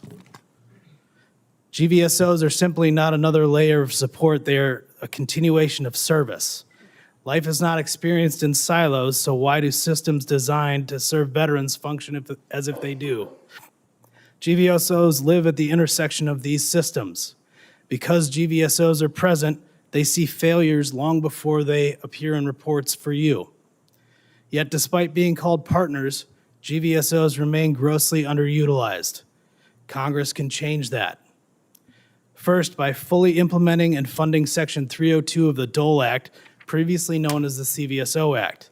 This law reinforces continuity that already exists and ensures equitable veteran outcomes regardless of geography or local resources. NACVSO helped draft this legislation. Why create a new system when the most efficient solution is in stabilizing and scaling a proven one? Second, by reinforcing accreditation and claims integrity. Predatory actors flourish where connections are broken. Veterans deserve ethical, accountable representation, not exploitation disguised as choice.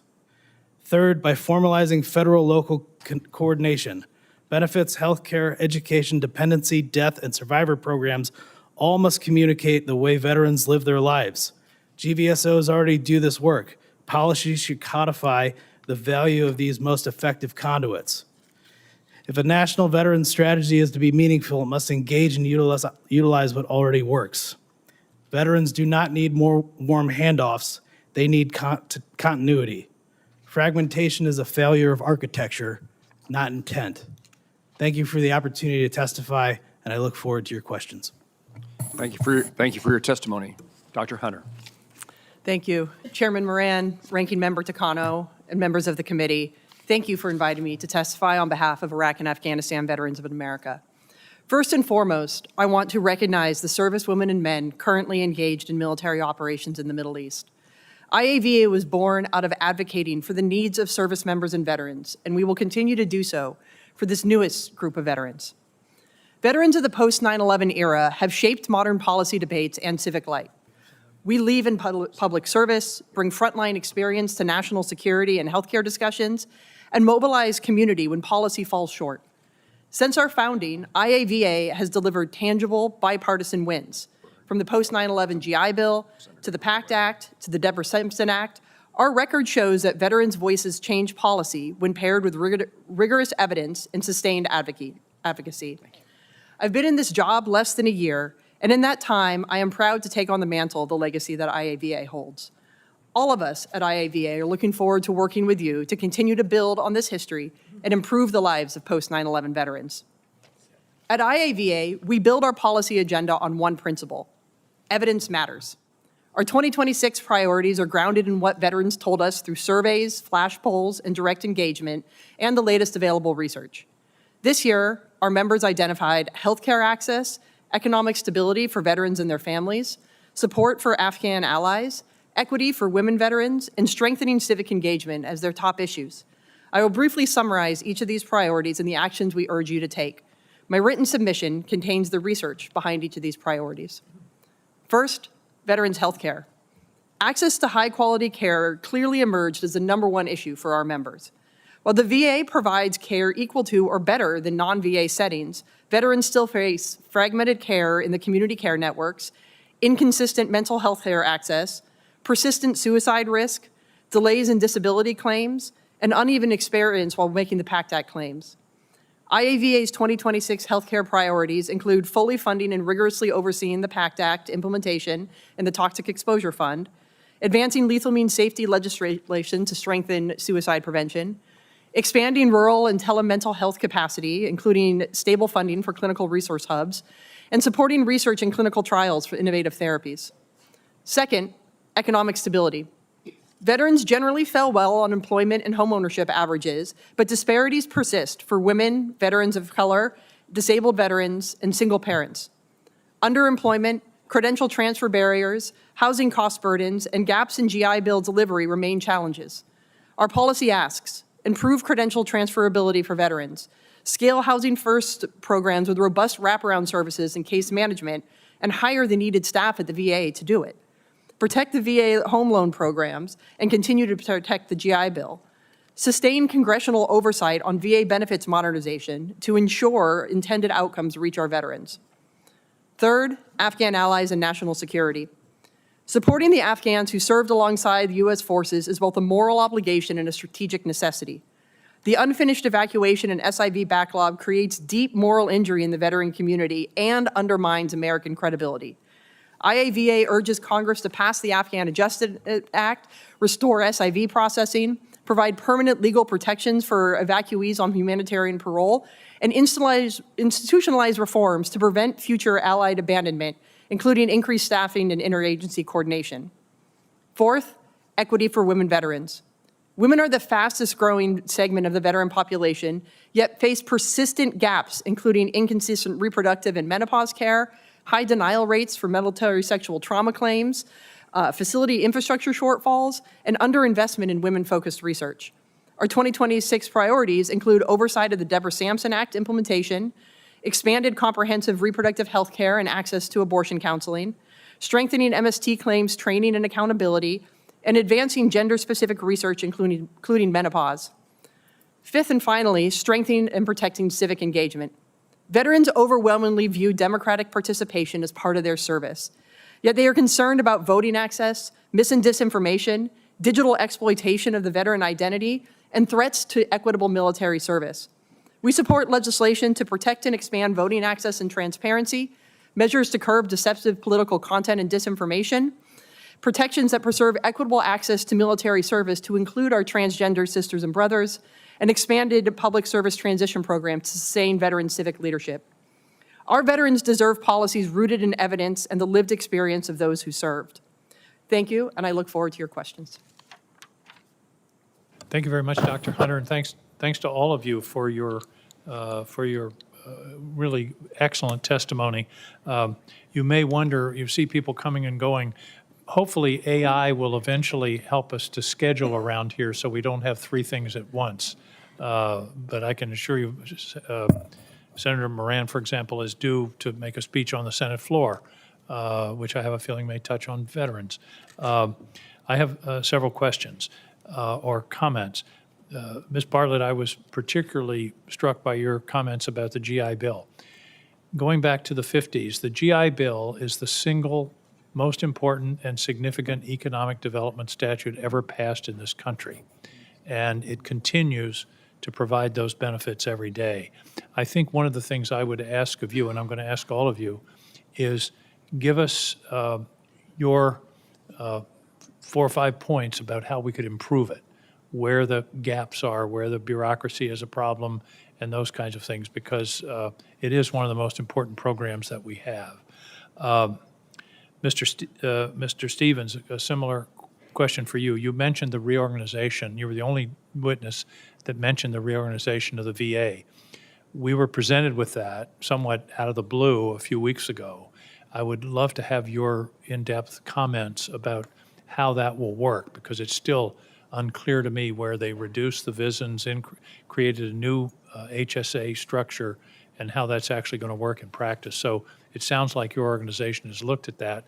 If you can share some of those insights with us as we build the record from this hearing.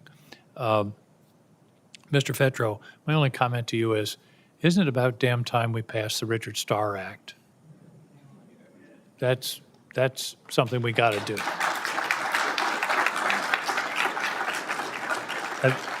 When that was first presented to me, I just couldn't understand it. You have two benefits that are earned that are totally separate from one another. Why should they be offset against one another? So This year, the 250th year would be the perfect time to do it. well, I'm certainly hopeful that we can do that. I know there's a lot of bipartisan support. It's just a question of getting it across the finish line. Your testimony is important. And finally, Dr. Hunter, something you mentioned struck me, and that is credential transfer.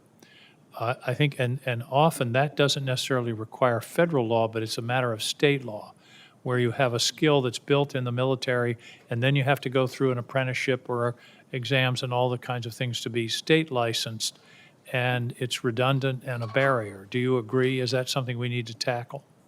It is something that's often redundant, and setting federal standards often will help states comply with them so that individuals who have gained skills while they're in the military aren't having to dip into GI Bill benefits, for examples, to take training that they've already done in the military, and especially in fields like nursing, some of the mechanics that we have civilian shortages in, setting a federal standard for individuals to be able to transfer their skills would encourage states to do so.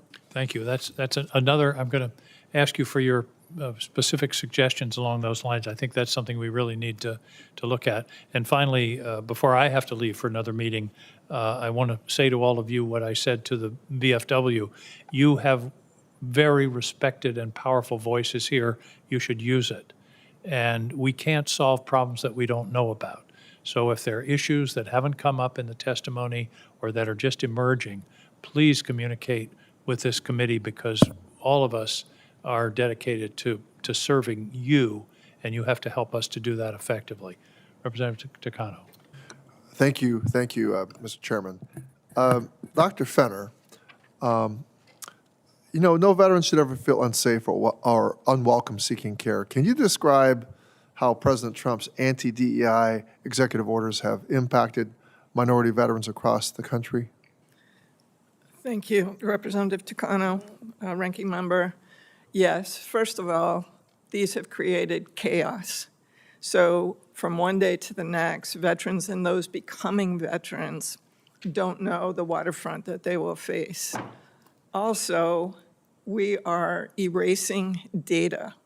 We are erasing data with AI machines and people doing word searches that impacts clinical care. We also are telling people they are unwelcome.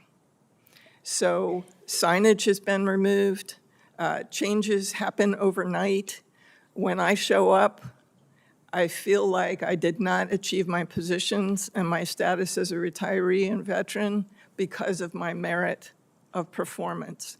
So we can write a book about this, and we probably will.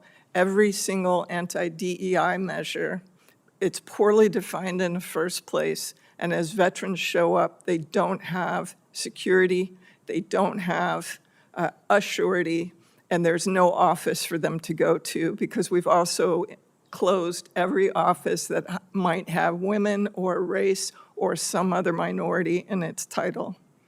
Thank you. Well, thank you. Thank you for that. I say that dignity and access aren't politics. They're a part of the promise that we made to all veterans. Ms. Hunter, do you have thoughts on this topic? Yes, one of the biggest things that we see as a problem, as Colonel Fenner mentioned, is the erasure of data. We can't solve problems that we don't know the answer to. And when we have stopped, in the most recent suicide report, for example, there was no mention of LGBTQ identity. And we know that from past reports, LGBTQ veterans are at a much higher suicide risk. And understanding what interventions work and don't work allow evidence-based policy to be created. And if we don't have the data, we can't measure the policy. Additionally, there's been an inconsistent application of training. For quite a while, training on military sexual trauma was cut because of the DEI executive orders that came down. And that puts individuals, veterans who have experienced military sexual trauma at a huge disadvantage, because they are walking into an environment that doesn't know how to give culturally competent care. And the VA succeeds because of its ability to give culturally competent care. And when you remove that, you are now often double victimizing survivors. Well, thank you. Thank you for that testimony. And this is very concerning to me. Wrong-headed policies that are resulting in very grave consequences. I yield back, Mr. Chairman. Thank you, sir. Ms. Hunter, Senator King was asking you about, and you were responding about, how can someone trained in the military transition to the same sort of job? A few years ago, I think we passed this, it's been like 10 years, I thought, in which I had a bill that someone trained as an EMT in the service could take that same training, or a paramedic, and use that in the private sector, figuring that if you'd handled trauma in Iraq, you could handle trauma in Lafayette, Louisiana. Do I remember that correctly, that passed into law? That was passed into law, but we see an uneven actually application, as well as a understanding that this is something that is even possible often. Uneven understanding by whom? By the states that regulate the licenses, or? It's very state dependent. It can be by the states that regulate it. It can be during the transition process, the education to the actual service members as they are transitioning out, that this is a option for them to be able to. That is therefore an issue for the armed services. This is just a nice oversight of something which I think I passed 10 years ago. For EMTs specifically, yes, there's oversight that needs to be done, in the armed services side for the transition need to be involved. But there doesn't exist the same thing for some of the nursing professions. So the only reason I bring that up is because there could be lessons learned from what we've already done for EMTs and to apply it to others, correct? 100%. Now, nursing, I think of, nurses are in such demand. It's hard for me to think that a state nursing board would put barriers. It's just a question of licensing in the state of Louisiana versus Oklahoma versus wherever, correct? It may be, but there's also often the nurses who have been trained, particularly enlisted nurses in the military, are required to take additional schooling before states will let them even attempt to take a licensure But presumably that they have had adequate training to become a nurse, a licensed nurse in the military. I'm a physician. Yes. And so if I signed up for the military, I'd still be a doc, right? It's just that my licensing per state is different. Correct, but the way that nursing licenses work per state, there are states that don't recognize the military training and require additional. Let me know what schooling. that is, will you? Okay, yes, absolutely. I'll get you that, because Ms. Barlow. I think we can take a lot of the learnings from the work that's been done on EMTs. So 100%. I was walking in here talking to Dr. Bobby Bourgeois, Bob Bourgeois now, I knew him when he was Bobby, and he said, you know, we have these veterans who were trained to do electronics, but now, like, they're homeless.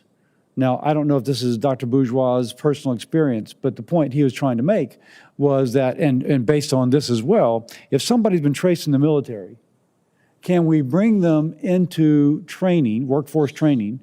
And he used particularly the data centers being created, which is hiring all kinds of people.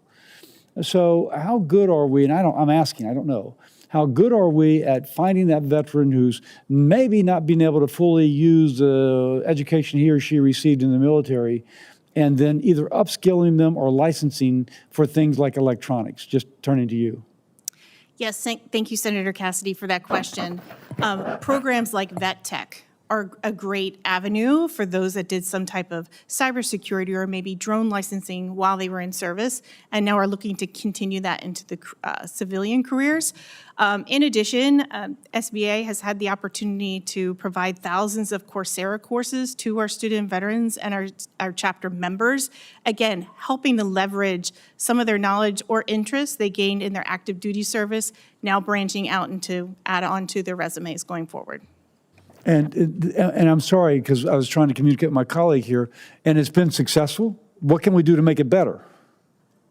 Better is more support. Better would be helping things like the book stipend adjustment.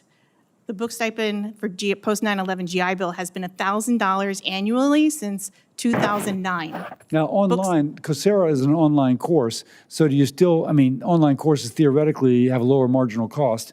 Do you still need to spend more money? You still have rent, you still have childcare, you still have transportation.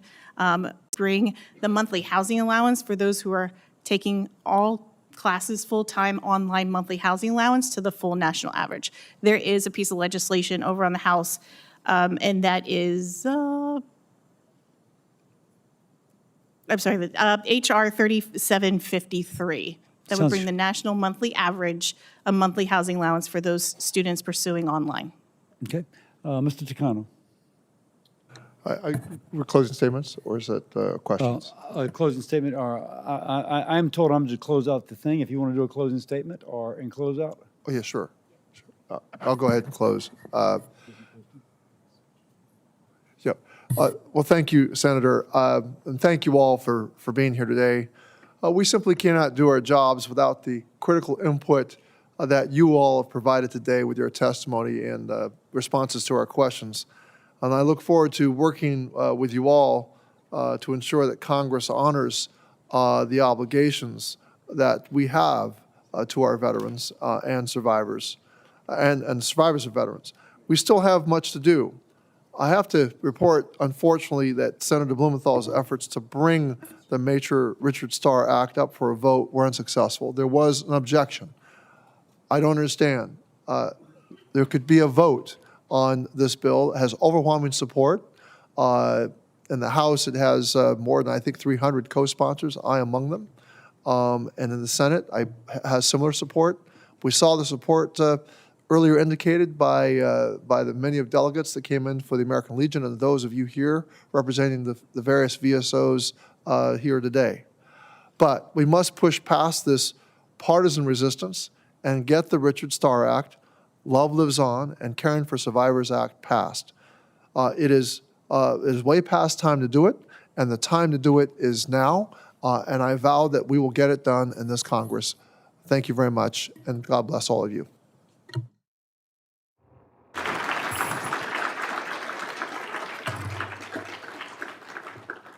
As we conclude this hearing, I again thank our witnesses on the second panel for your work to support those who serve our nation's veterans and their families. Your efforts have a real impact. This conversation has impacted me, and I look forward to the follow-up. With that, the hearing is adjourned.